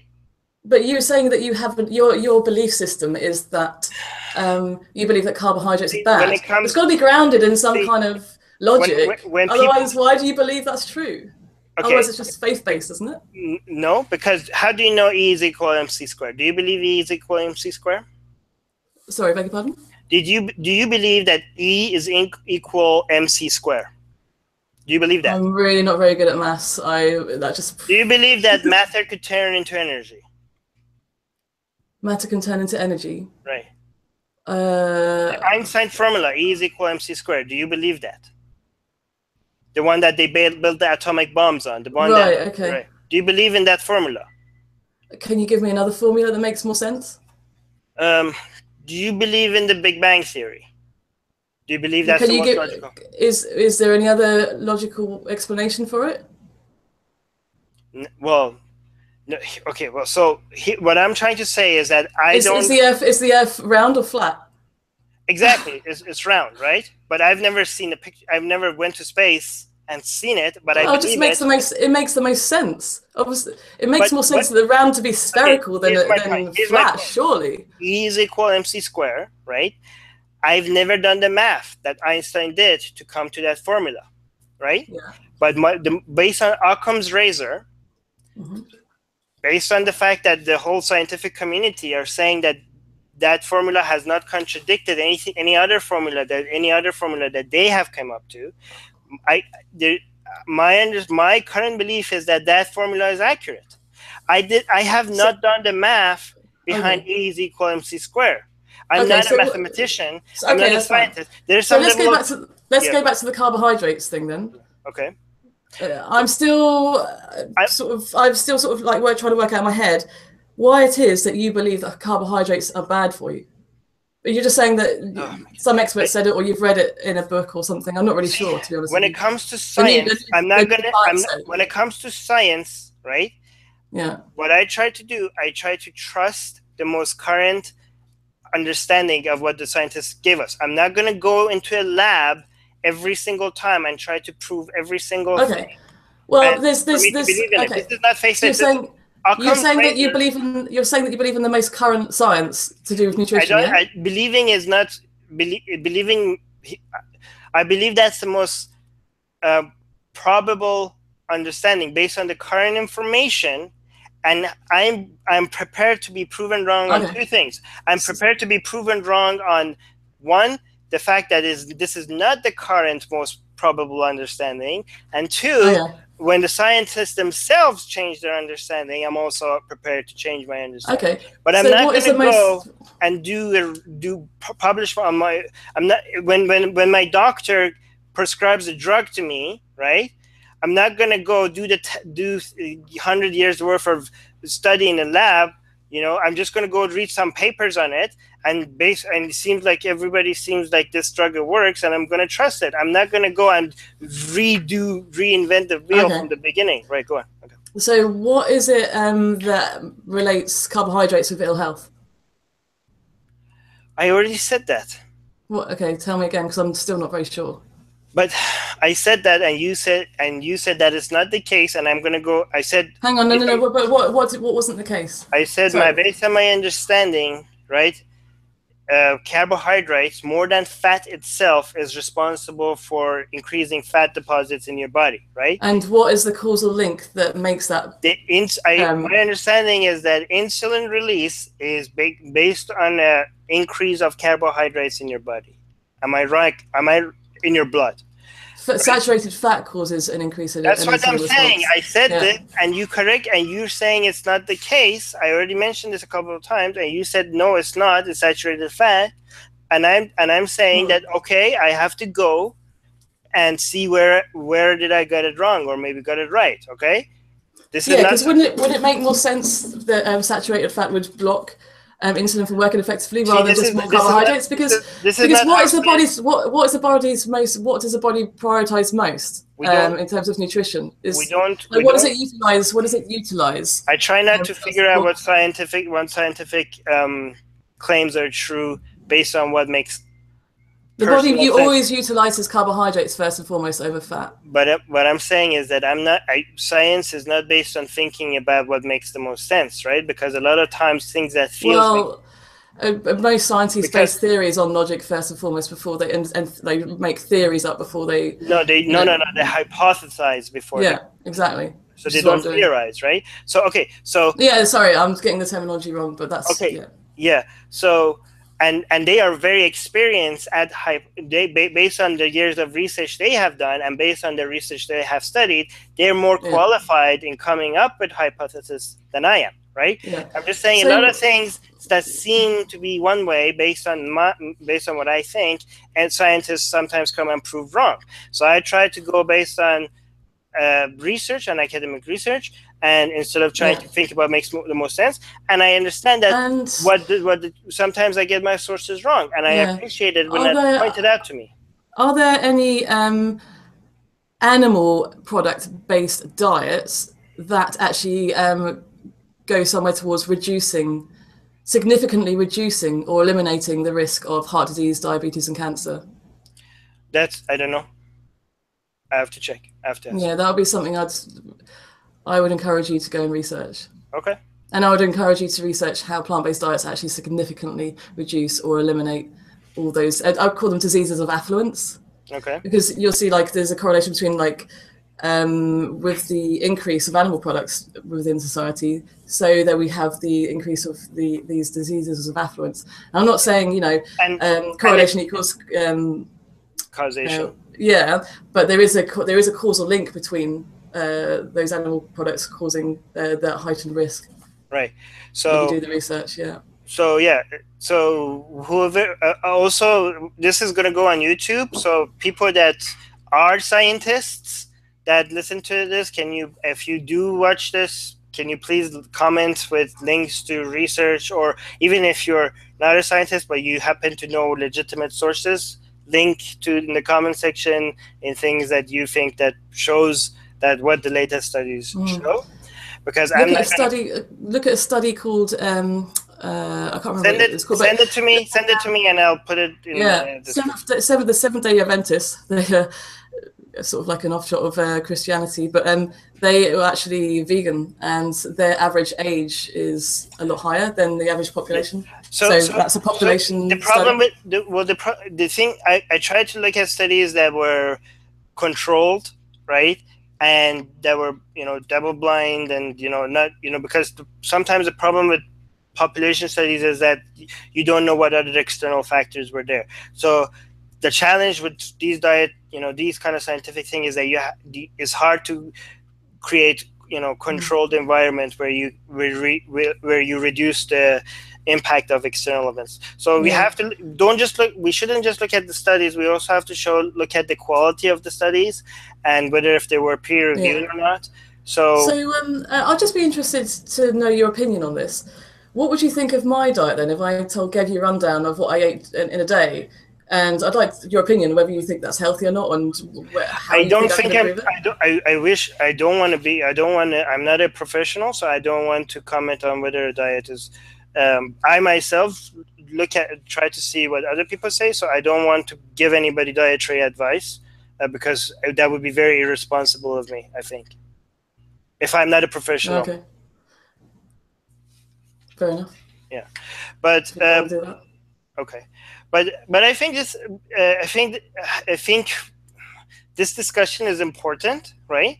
And I do want to emphasize that. If I am wrong, I want to be proven wrong right? And people should not dismiss vegans and vegetarians the way they often do. Even if they think that they are wrong, they have to appreciate the fact that their goal is a very noble goal, even if you're not agreeing with them. But you said that there were some other things that you wanted to add other than the health, for justifications to treat the animal differently from the human. Yeah. So one thing that I also I think that many of the animal rights activists are doing is they're assuming too much on behalf of conscious being that cannot speak for themselves. And this, I kind of mentioned this a little bit, but I don't think we went deep into it. I'm saying like if we are assuming that cows and chickens would be happier if there wasn't any meat industry, but I don't understand how could you be more happy if you don't even exist? You know what I mean? Well, if you don't exist, it doesn't really matter, does it? Because there's no consciousness. So why would it be important? But if I had the choice between existing and not existing, I always would. Well, unless I would choose. Okay, let's put it in the human context then. If you knew that your child was going to be born into existence where it had an expiration date, would you think that's ethical? No. Or would you prefer that your child wasn't even born? Okay. So no, I wouldn't prefer that they weren't even born. You'd be fine with them being taken to a slaughterhouse. No, that's not the same thing. Saying what would I prefer is not the same as saying if I would be fine with it, right? If they tell me that, let's say your wife is pregnant and we see that this child has a disease that he or she will have a normal life, very normal life for 20 years, but by the age 20 would die, right? Would you still want to have this child or not? I wouldn't immediately, I don't know if I would say yes or no. I might say yes.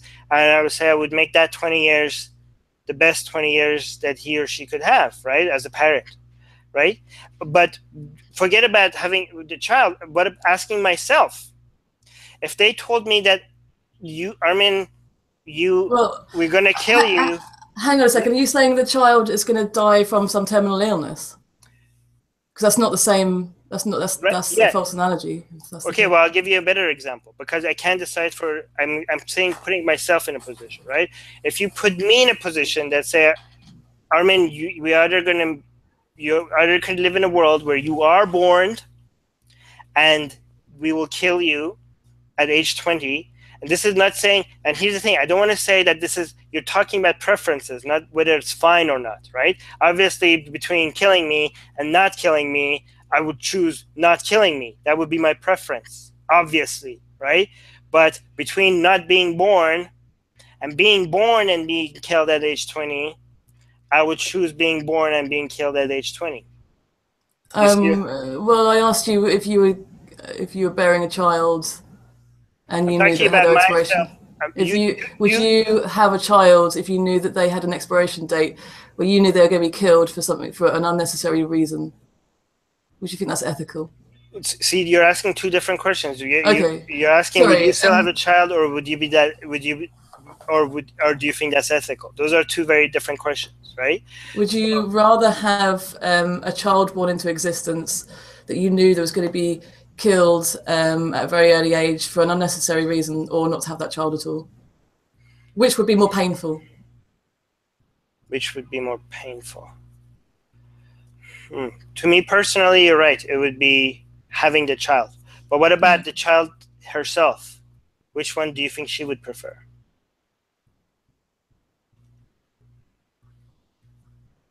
Well, I mean, if it was me, I'd probably wouldn't want to exist in the first place. Well, if it was me, okay, so you said what if it was you, you would prefer not to exist in the first place.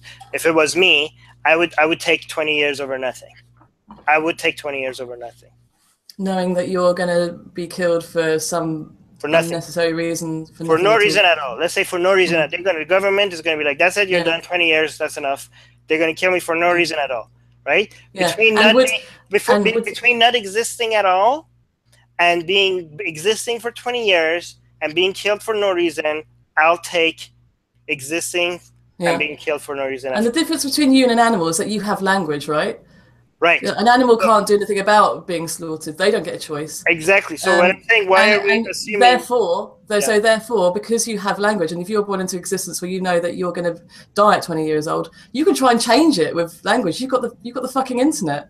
You know, you know that shit's wrong. You know that's unethical, right? Right. So you'd want to progress to a future where that doesn't happen, right? Okay. So animals aren't allowed. The animals don't have a choice to do that. So we betray them essentially. Do you agree that we do? What? Do you agree? Do you think it's a betrayal? Because they don't have the language to communicate to say that it's wrong, right? Whereas we do. So I agree with you that we should fight for them because they don't have a language, right? And we do. We should use the fact that we can communicate for their benefit. But because they can't speak, the only way we have to see what's best for them, because they can't communicate with us, is to study their brains, right? Because I don't know of any other way to go and ask them, right? Well, it's quite simple. If an animal knows it's about to die, it's going to run away, right? They're going to run away. Well, that's a clear clue that they don't want you to kill them. Actually, it's not, because, for example, a squirrel, right? When a squirrel is hiding nuts in summer, it's not because it's logically thinking that when at winter time I'm going to need food, so I should hide these so I have food in winter. The only reason why it's hiding the nuts is just because it feels the urge to do it, right? It's not using logic, right? It has no understanding of the fact that winter is coming, right? How do you know this? How do you know this? This is based on our understanding of how brains work. So how have you come to the conclusion that squirrels aren't able to... Planning for future events is a very limited thing that not that many animals do, right? And problem solving and planning for the future is not something that a squirrel has. So in animals, you agree that it's some kind of computation, though. I'm trying to make a bigger point. I'm just trying. I know, but if you're gonna make. But I want to get to that point. I'm just saying when I don't agree with you that the squirrel. I'm not convinced by what you're saying is true. Well, for that, you have to. I don't know whether your premises is going to be, Okay, so for that, I will have to give you scientific papers and stuff. But let me just tell you where I'm getting my. Yeah, if your premise is correct, then it might not be. So I have to take it with a pinch of salt. Okay, so problem solving, right? So in animals that do not have problem solving skills, the way that they do things is that they just feel the urge to do those things at that specific time, right? So even in our brains, right, sometimes when you run away from something, it's not because you're logically putting two and two together and saying like, well, I have to start running now if I want to stay alive. No, when you feel fear, you feel the need, the urge to run away. It's not that you're logically thinking that I need to run away. Yeah, it's like fight or flight. Yeah, so it's a primal response, is it not? Yes. So, for example, and humans would do the same thing if they were in my point is that running away from danger is not a proof of appreciation for life. Well, when you're trying to avoid being stabbed by someone wielding a knife, are you thinking about like, oh my god, I'm going to die, or are you trying to think about getting away from the fucking knife? Exactly. So my point is that in that situation, you have an appreciation for fear, not for staying alive. So just because animals run away from when fear comes about doesn't mean that they have an appreciation for staying alive, right? So how are we different from them then in that context? Well, in that context we're not, right? But okay. In that you're trying to paint a picture that we are different from them in some way. Yeah, but not in that specific. When you're running away from a murderer in that specific situation, you're very much like an animal, right? But we are capable of sitting. We are animals, though, aren't we? That's why I said other animals. Okay. All right. I never said we're not animals. Of course, we're animals, but we are capable of reflecting and appreciating the fact that we're alive. So can a chimpanzee, right? And if we weren't able to do that, would it be okay to kill us? If we were, yeah, it would be if we weren't able to. You're saying it would be okay to kill humans if they couldn't conceptualize. I think. Okay. So in that would be the formula would be different, obviously, because my main concern is reducing suffering, right? So hang on, I'm just a bit confused. So you've run through this scenario. Can you just run through it quickly again? For example, let's say that we create an artificial intelligence that are just like humans in any form, in every way, except that they don't care if we delete them or not. Okay? Yeah, they're not sentient though. No, but let's say they feel, they're conscious, they feel pain, they get upset, they get emotional, they get happy, but they don't give a shit if you delete them.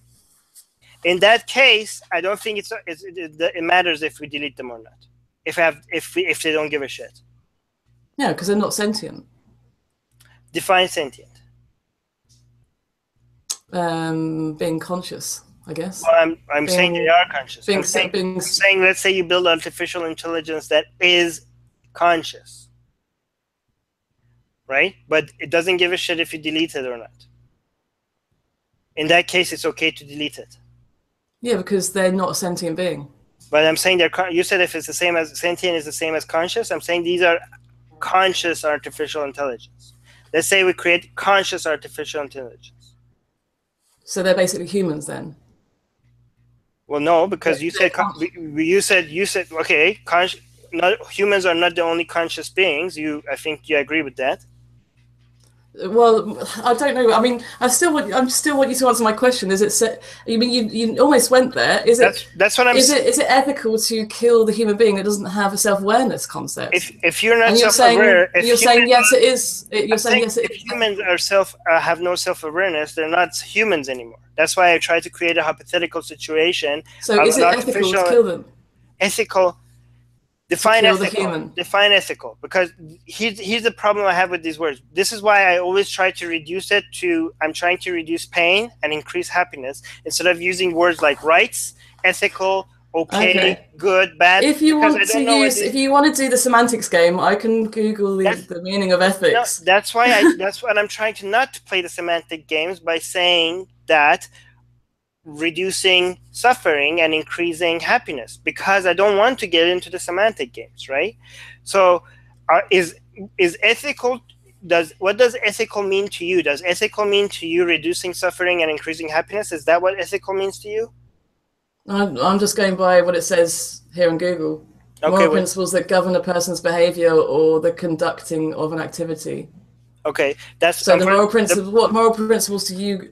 The problem with that, if we look at it with that definition, that's not objective enough for my taste, because then it would differ from person to person. Therefore, there would be nothing that you could call ethical or not ethical, because it would depend on the person. That's the problem. with that. That's the problem I have with that. Okay, we'll use moral then. We'll use moral instead. Moral again, moral, depending on your definition, could be less or more subjective. No. Morality is not relative. It's either moral or it's not. Yeah, that's It can't be relative, otherwise stoning women to death would be moral, and I'm agreeing with you. I like definitions for morality that are more universal, or more, you know what I mean?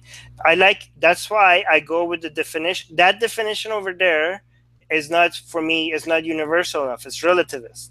I try to go with definitions that are consistent no matter what country you live in or what culture you had. And that's why I go with the definition of reducing suffering and increasing happiness. Do you have a different definition that is not as universal and not as relative as the definition that would suggest? Well, it's the distinction between right and wrong. What is right and wrong, in your opinion? Well, killing animals needlessly for food is wrong. How do you define right and wrong?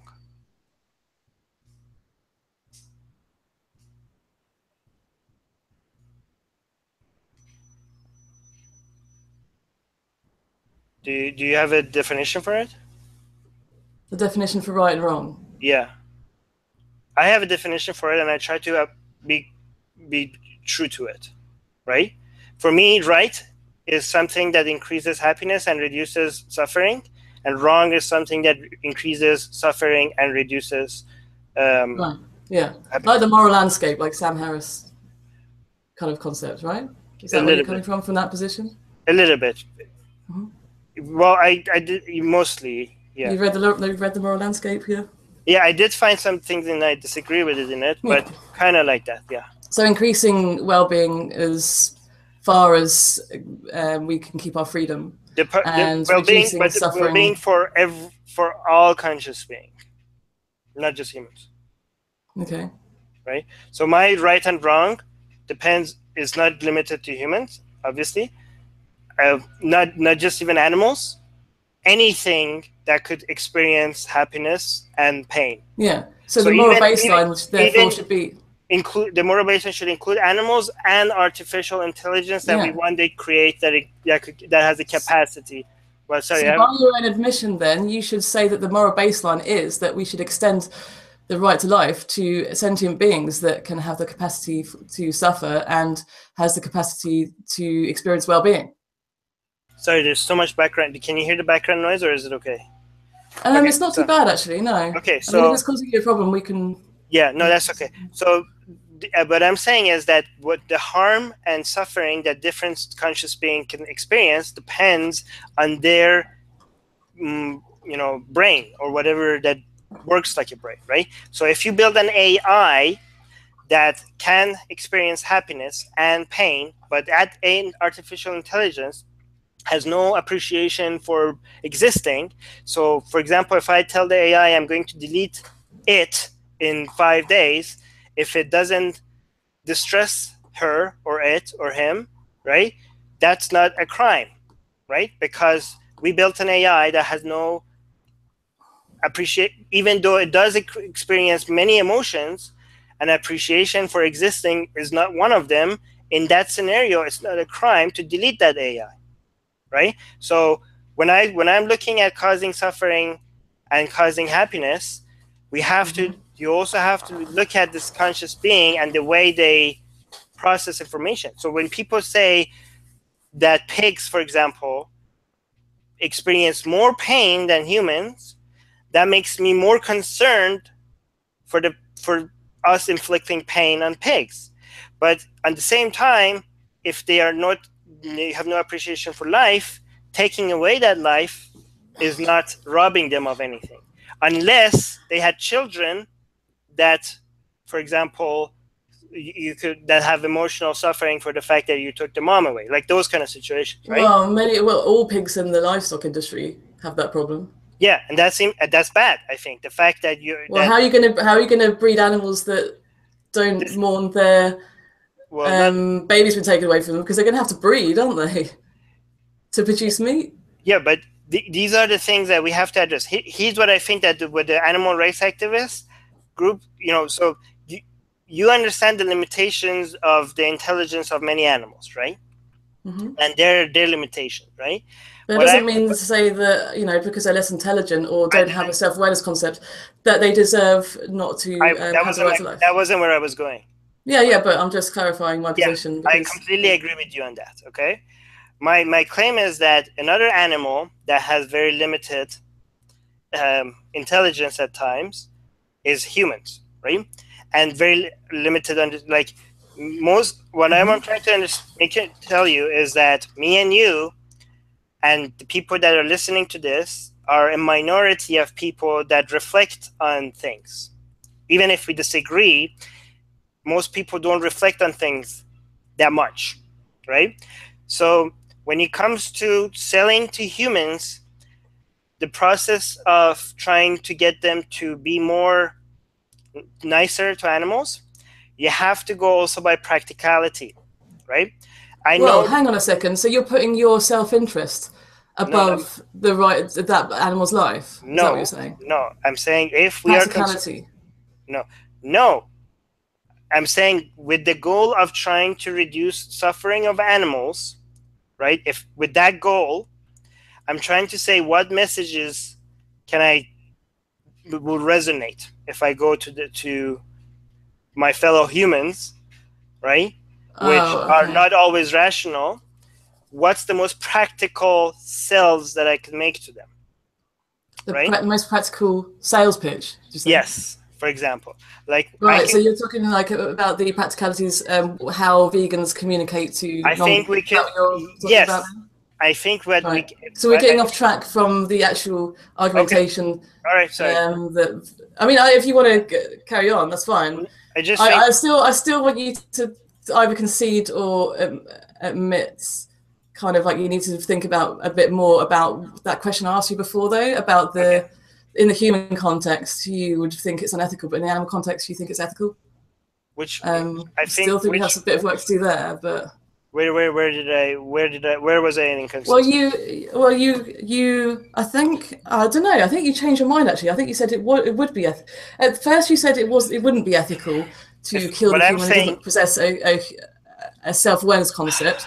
And then I think you changed your mind a little bit later. But then you were saying that animals. What I'm saying is that depends on who is the subject of the. First of all, what I'm saying is that I try not to use the words ethical, rights, okay or not okay, because people have different understanding of what these words mean. So what I try to do instead is saying. This is just a semantics game. Exactly. That's why I'm trying to not use them. That's exactly what I'm trying not to do, right? So to get out of the semantics game, what I try to do is tell people that what will reduce harm the most and what will increase harm more, right? Because people. Okay, what's gonna increase the well-being of animals? Okay, good question. What is killing them going to increase their well-being? Yes or no? Well, killing them in a way that no. Is killing an animal going to increase their well-being? Yes or no? It's not going to increase or decrease. It's neither going to increase or decrease, depending on how you do it. Are they going to have a capacity for well-being when you've killed them? When they're dead? No.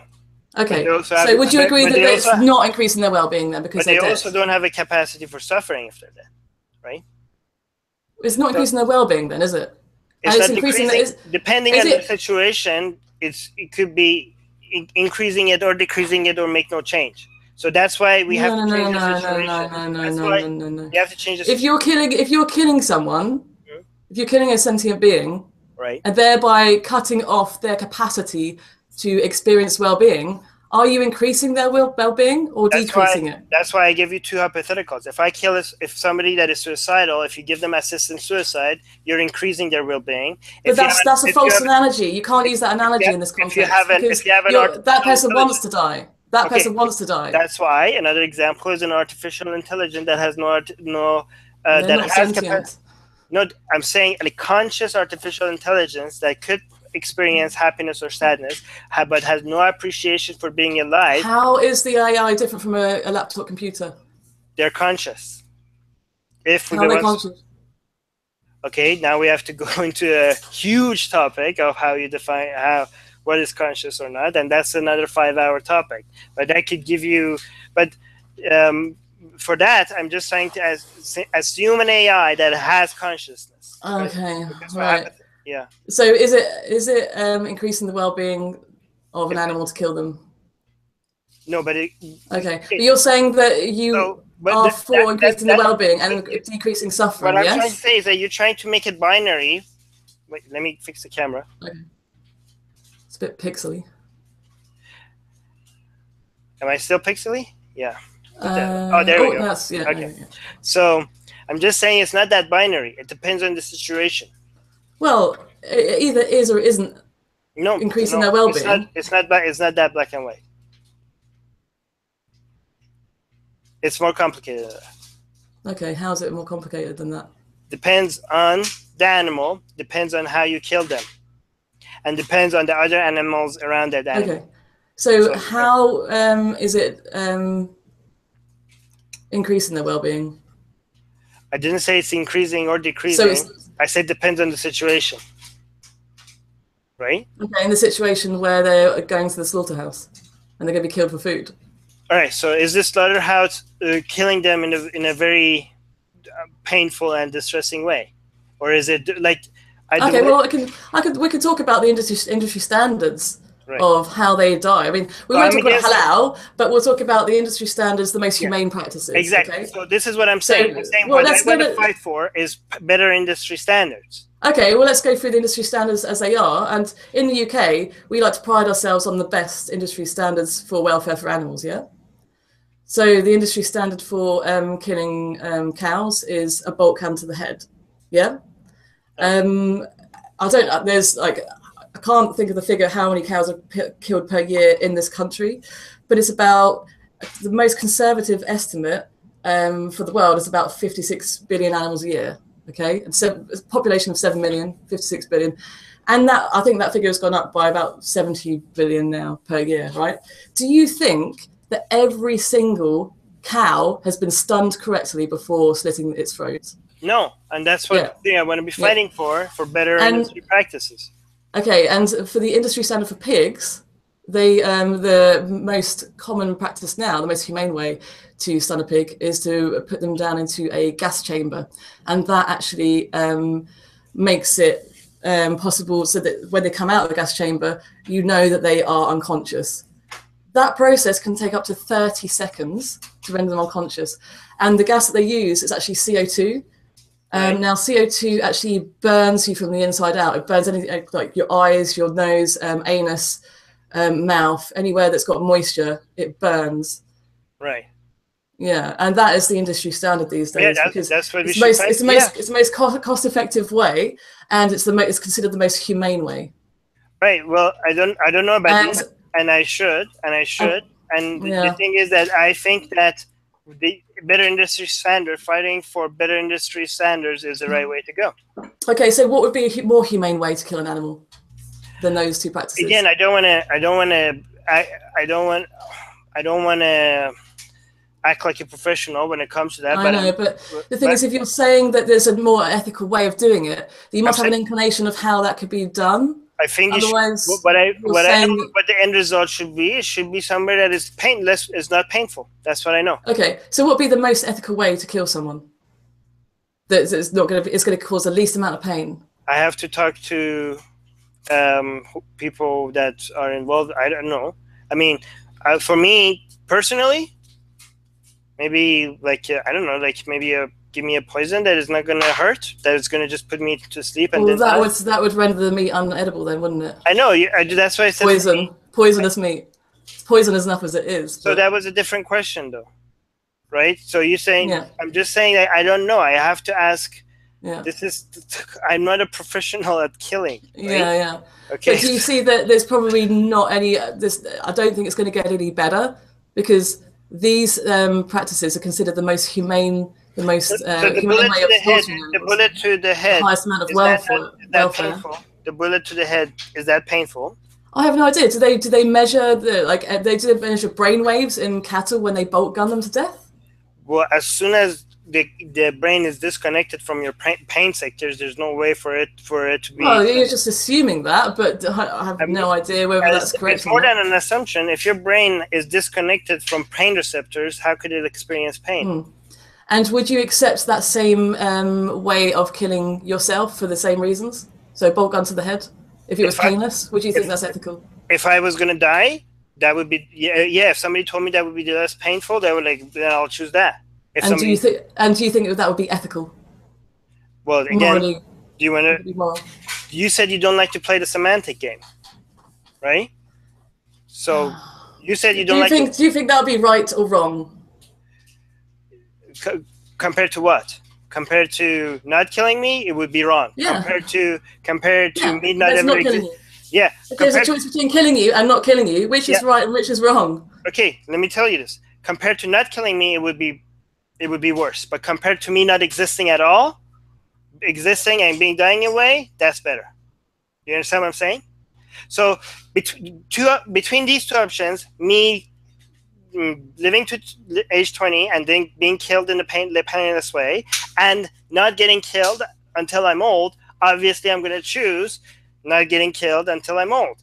But if the choices are not ever being born at all, or being born and living to age 20 and being killed in a painless way, I would choose the second option. And you just said, but hang on a second. You just said that it would be wrong to kill you with a bolt gun to the head. I'm not. I'm trying to not use the words wrong. So how you said you don't want to play the. Well, you said you didn't want me to use ethical or moral as words. Yeah. So these are loaded words, right? Like I don't depend. Well, like what is the moral baseline of society? In our society, I have definitions for morality and right and wrong, and I think they are good with definitions because I like my definitions because they're not relativist, right? They're not relative, but no. Everything has moral baselines. There's baselines for everything in morality. But you understand that otherwise society is going to go. Civilization wouldn't be here if we didn't have moral baselines. There are many. Okay, so we have.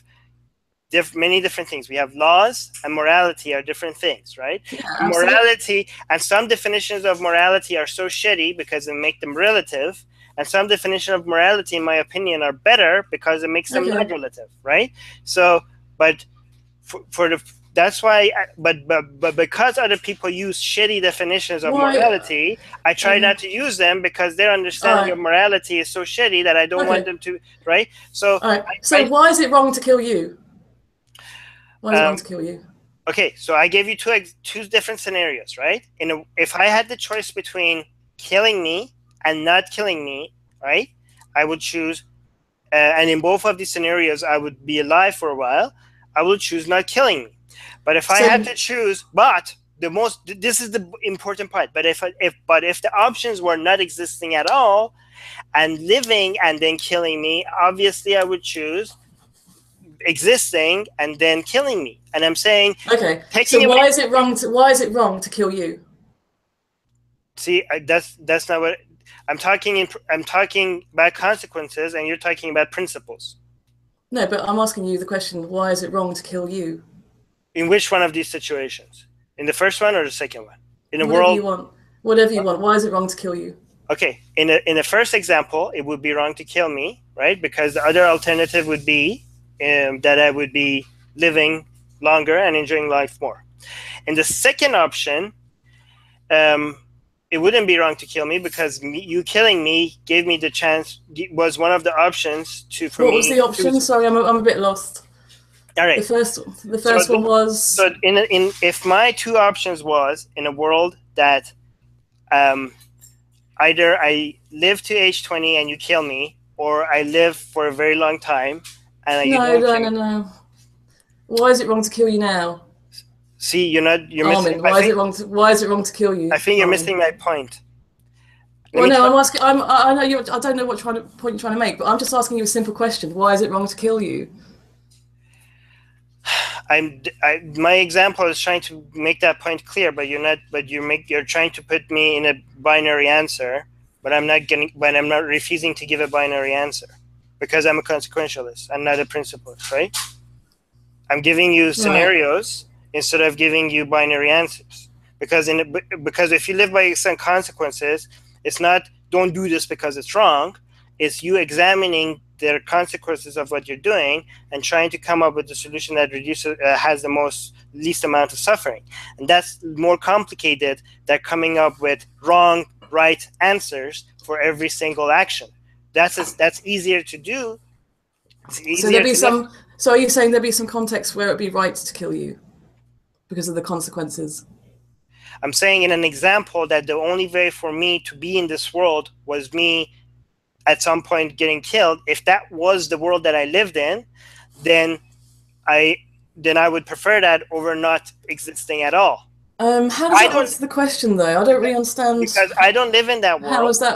I don't live in that world, but the cow does. A cow exists. No, but no, we're not talking about the cow yet. We're talking about you. That's I what want to I'm know, saying. why is it wrong to kill you? That's what I have answered that, but today. See, why is it wrong to kill you now? Why can't? Because if I was there in the room with you, why would it be wrong to kill you? Because I don't live in a world that me existing was for the intention of me killing me, right? Sorry, I'm not quite sure I understand that. Because I don't owe the intention of what? Because Sorry? I don't owe my existence to someone's intention of one day killing me. I'm trying to wrap my brain around that, and I can't. Can you explain it a bit more in simple terms? I'm saying in simple terms, in more simple terms. I'm saying. Sorry, I'm not following. Can I bring up the cow to make it more clear, or you don't want me to bring up the cow? So the question is, why is it wrong to kill you now? Because I don't owe my life to people that brought me into this world for the mere intention of eventually killing me. Okay, you're putting it into the context of animal agriculture, yeah? Right. But yeah. I'm just asking you, like today, why is it wrong to kill you as a human being? Because I prefer to live. Because I prefer to live. How about that? Is that good? Okay, sure. And also because my wife prefers if I live. So, why wouldn't you extend those same principles onto animals? Because, the simple answer. Because they have no appreciation for being alive. And if a human didn't have appreciation for being alive and they didn't want to die, right? Would it be wrong to kill them? It would be. Yes or no? Okay, so if a person that has no appreciation for life, in fact, in Canada, we have assisted suicide. So no, right now we made it legal for us to go and actually help people that want to die. No, but the person doesn't want to commit suicide. Okay. They've given no indication that they want to die. Depends on they don't have the animals don't have any intention of killing that. Haven't given any indication that they want to die either. What's the intention of killing that person? So for example, make their skin into we do this actually in a hospital every time when we're pulling the plug on somebody in a vegetative state. We're actually killing them, aren't we? But we're okay with killing them because they're in a vegetative state. Yeah. So when you're pulling the plug on somebody in the hospital, a human being, they're in a vegetative state, so they have no appreciation for the fact that they're alive. I don't know if you can use people in a vegetative state though, because that's not quite the same as sentient animals, is it? Because they can appreciate their families, they can love, they can feel joy, they can feel heartache. When their children get taken away from them, they feel heartache. They feel. That's exactly why we should focus. They mourn. They mourn when other animals in their family die. That's why I advocate for improving their conditions, not just not killing them, just improving their conditions. That's what I advocate for. And how can we improve their conditions? By killing them or not killing them? By getting them, everybody that the meat eaters and vegetarians and vegans on the same side and unite together against the meat industry's horrible practices, because if you understand the limitations of your fellow humans and you understand how their psychology works, even if you're right, they're not going to give. Most of them are not going to give up meat. So I'm not sure whether you understand the psychology of animals fully, but in any case, I'm just saying that. I'm just saying animals. You're saying that it's the conditions matter. So, what's a better condition? Killing an animal or not killing an animal? What's the better condition for them? Well, depending on the situation, killing them or not killing them might not be reducing. For their position. For their position, killing them could be. We could have conditions where killing them is not reducing their well-being, because they have no appreciation for. Is it increasing their well-being? Now we're just going around in circles because you won't answer the question whether it's. No, just because I'm claiming it's not decreasing it doesn't mean I'm claiming that it's increasing it. right? Well, you're not increasing their well-being, are you? No, but I'm not decreasing it either if they have no appreciation for being alive. Yeah, they don't have any life to be able to, experience well-being because you've taken that away from them. For what reason? The amount of life they had to enjoy was thanks to the meat industry. Right? But then we go back to, if you had a child, yeah, you'd think it's right, or you think it's wrong that they should be born into a world where they have an expiration date. Yes. See, when you bring a child, you're including. Okay. Well, I'm saying myself. Because when you're talking about sympathy, you keep saying yourself. So ask about myself, and I told you about myself. If I lived in a world that I didn't, if there was two options, a world that I didn't exist and a world that I existed, but they killed me after 20 years, I would choose the second world. Yeah. And what about for your child, for your children? See, okay, so for a child, it's hard for me to make a decision for something that I can't talk on behalf. So would you because it doesn't even exist. Conceive a child knowing that they would have an expiration date. Would you think that would be right, or would you think that would be wrong to do that? I can't talk on behalf of a child. No, but I'm asking you whether you think that would be right or wrong. But then again, we're using right and wrong again, and I don't even know. Well, okay, ethical, moral, would you think? I don't know what words you want me to use. I mean, if you don't know what the difference between right and wrong is, then I don't know. I know the conversation. I know the difference between right and wrong based on my definitions for right and wrong. I just don't know everyone's definition for right and wrong.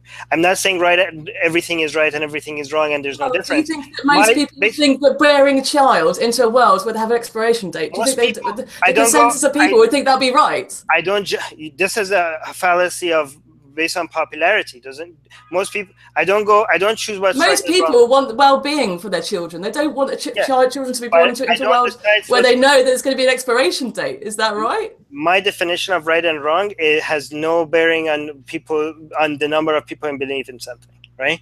So the popularity of what's right and wrong doesn't make something right and wrong. At some point, Romans used to go watch. I'm not just depending on the popularity of that concept. I'm saying that the actual act itself is immoral. So, because I wouldn't want that done to myself. So my definition of right and wrong has nothing to do whether I want it to myself or not. Has nothing to do with what many people believe or not. My definition of right and wrong is focused on reducing suffering and increasing happiness. And the reason why I don't use myself as a test to whether we should be done to animals or not is because my brain is different from a animal's brain. In fact, what I said is that if we could prove that a pig experienced more suffering with pain from pain than humans, then I would be even more concerned for the pain that we inflict on pigs than humans, right? So I don't use myself. And again, we're going to go around in circles, because if you're going to say you want to reduce suffering to the pig just purely because they feel pain, and if they don't experience pain, it's okay to kill them, you're going to have to say, to be logically consistent, that you'd accept that in the human context as well. So when you're talking about pain, would you accept that in the human context, yes or no? See, when we talk about pain and we're talking about killing, we're talking about two completely different things. No. You're saying that you wouldn't accept the death if it was painful, but you'd accept the death is okay and acceptable if it was without pain, if they don't have any sort of conception that they exist. Right. So based on and based on that logic, you would have to agree that the same treatment should be applied to humans with the same cognitive abilities as that animal. Can you give an example? So you're saying that somebody who doesn't have a self-awareness concept It's ethical. Well, you don't like me to use the word ethical, but it's okay. It's acceptable to kill that But person if you because they don't if have you tell me what you mean a by ethical, self-awareness then we concept. could use it quite often, actually. If you tell me what you mean by, because here's the thing: when I say I don't know what you mean by ethical, right or wrong, doesn't mean I don't have a definition for them. Obviously, I do, but I just Okay, want to so make what's sure your we're on the same page. All right. So before we what's use your it. definition of ethics? Or ethical or moral? Moral, ethical, good, right. These are things for Okay. me. I as a Good. things that Good and bad. We'll go with good and bad. good and To make, bad. Good, keep it good simple. is Yeah. what makes us happy and reduces suffering. Bad is what increases Okay. suffering. And So is killing good or bad?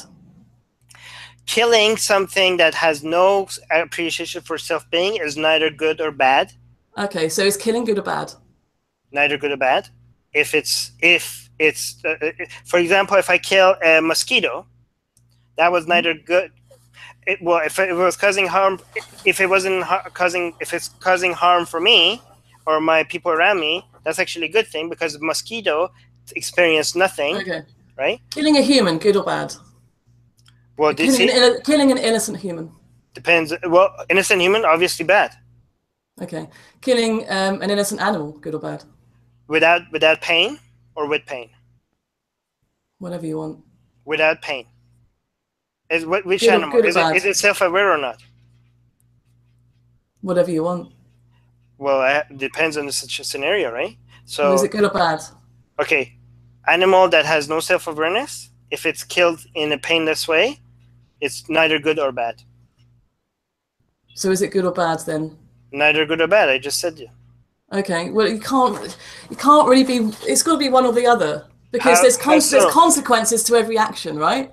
You're a consequentialist. But exactly. But so but you create a control environment where it was very limited for us to examine the other consequences, right?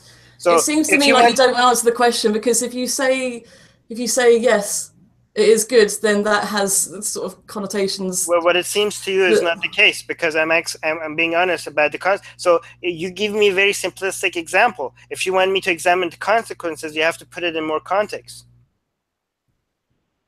Okay, what context would you like? Like what was the animal? What was the condition? How did you kill it? Did you kill it for sports or for food? Okay. Right? All those okay. many apply any context you want. Okay. And then apply it to humans. Okay, so if you kill animals for fun, that's wrong. Okay, but if you kill humans for fun, that's also wrong.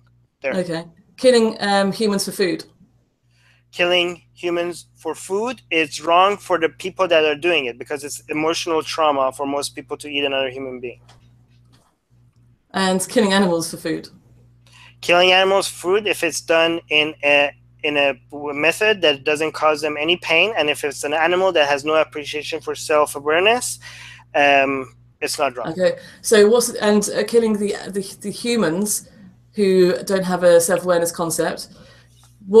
How do you distinguish between those humans and the animals? So killing a human. What's the difference between the two? Killing anything that resembles a human. Killing anything that resembles a human. Okay, even if it's not human, it's an emotional trauma for humans.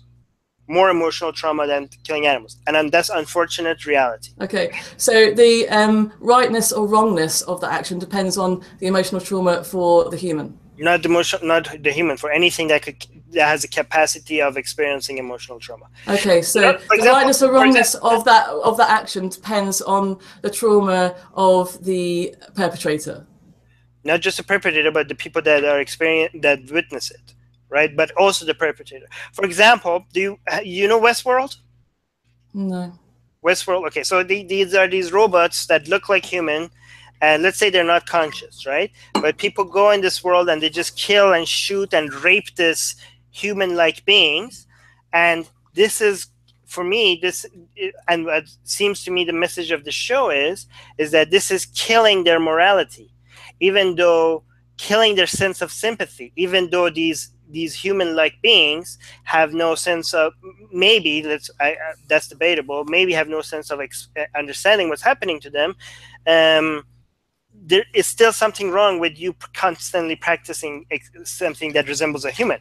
So for us as humans, right, unfortunately, even for animals, just like other animals don't get them. So, for example, most animals get more emotional trauma from seeing their species, right, being killed than they see other species being killed. And so it's about self-interest then? Nope. This is not about us being superior to them. No, I'm saying it's about self-interest, because it's not self-interest. It's anything it's about anything that could experience trauma or suffering. It's about the capacity of experiencing trauma, right? So I think, okay, so if you put human meat in front of me, right, and it's Hannibal came to my house and put human meat in front of me, I'm kind of a weirdo, and if that person was already dead, I might, and me eating it is not going to kill anybody. I might actually try it, okay? But I'm a weirdo. But most people will go through a psychological trauma knowing that they just ate another human being, okay? And because most humans are like that. Yeah, it's because it's in-group preference. That's why. Yeah, but there's no rational reason for it other than in-group preference. It's the same as, you know. But there's no rational reason for a gorilla being more concerned for gorillas than deers. Yeah, it's just bias. That's all it is. It's just bias. Yeah, but I'm just saying this bias is an emotional thing that is hardwired in our brain that we can't get rid of. That's not something you could shake off. So why shouldn't we progress to have more empathy for animals? I'm not talking about caring about humans because they have more, they feel more trauma. I'm just saying that, for example, if you forget humans, let's look at a gorilla, right? If there was two situations of killing a gorilla in front of a gorilla or killing a deer in front of a gorilla, right? If I had only these two choices, I would go with killing a deer in front of another gorilla, because that other gorilla will get less psychological trauma from seeing a deer being killed than seeing another fellow gorilla being killed.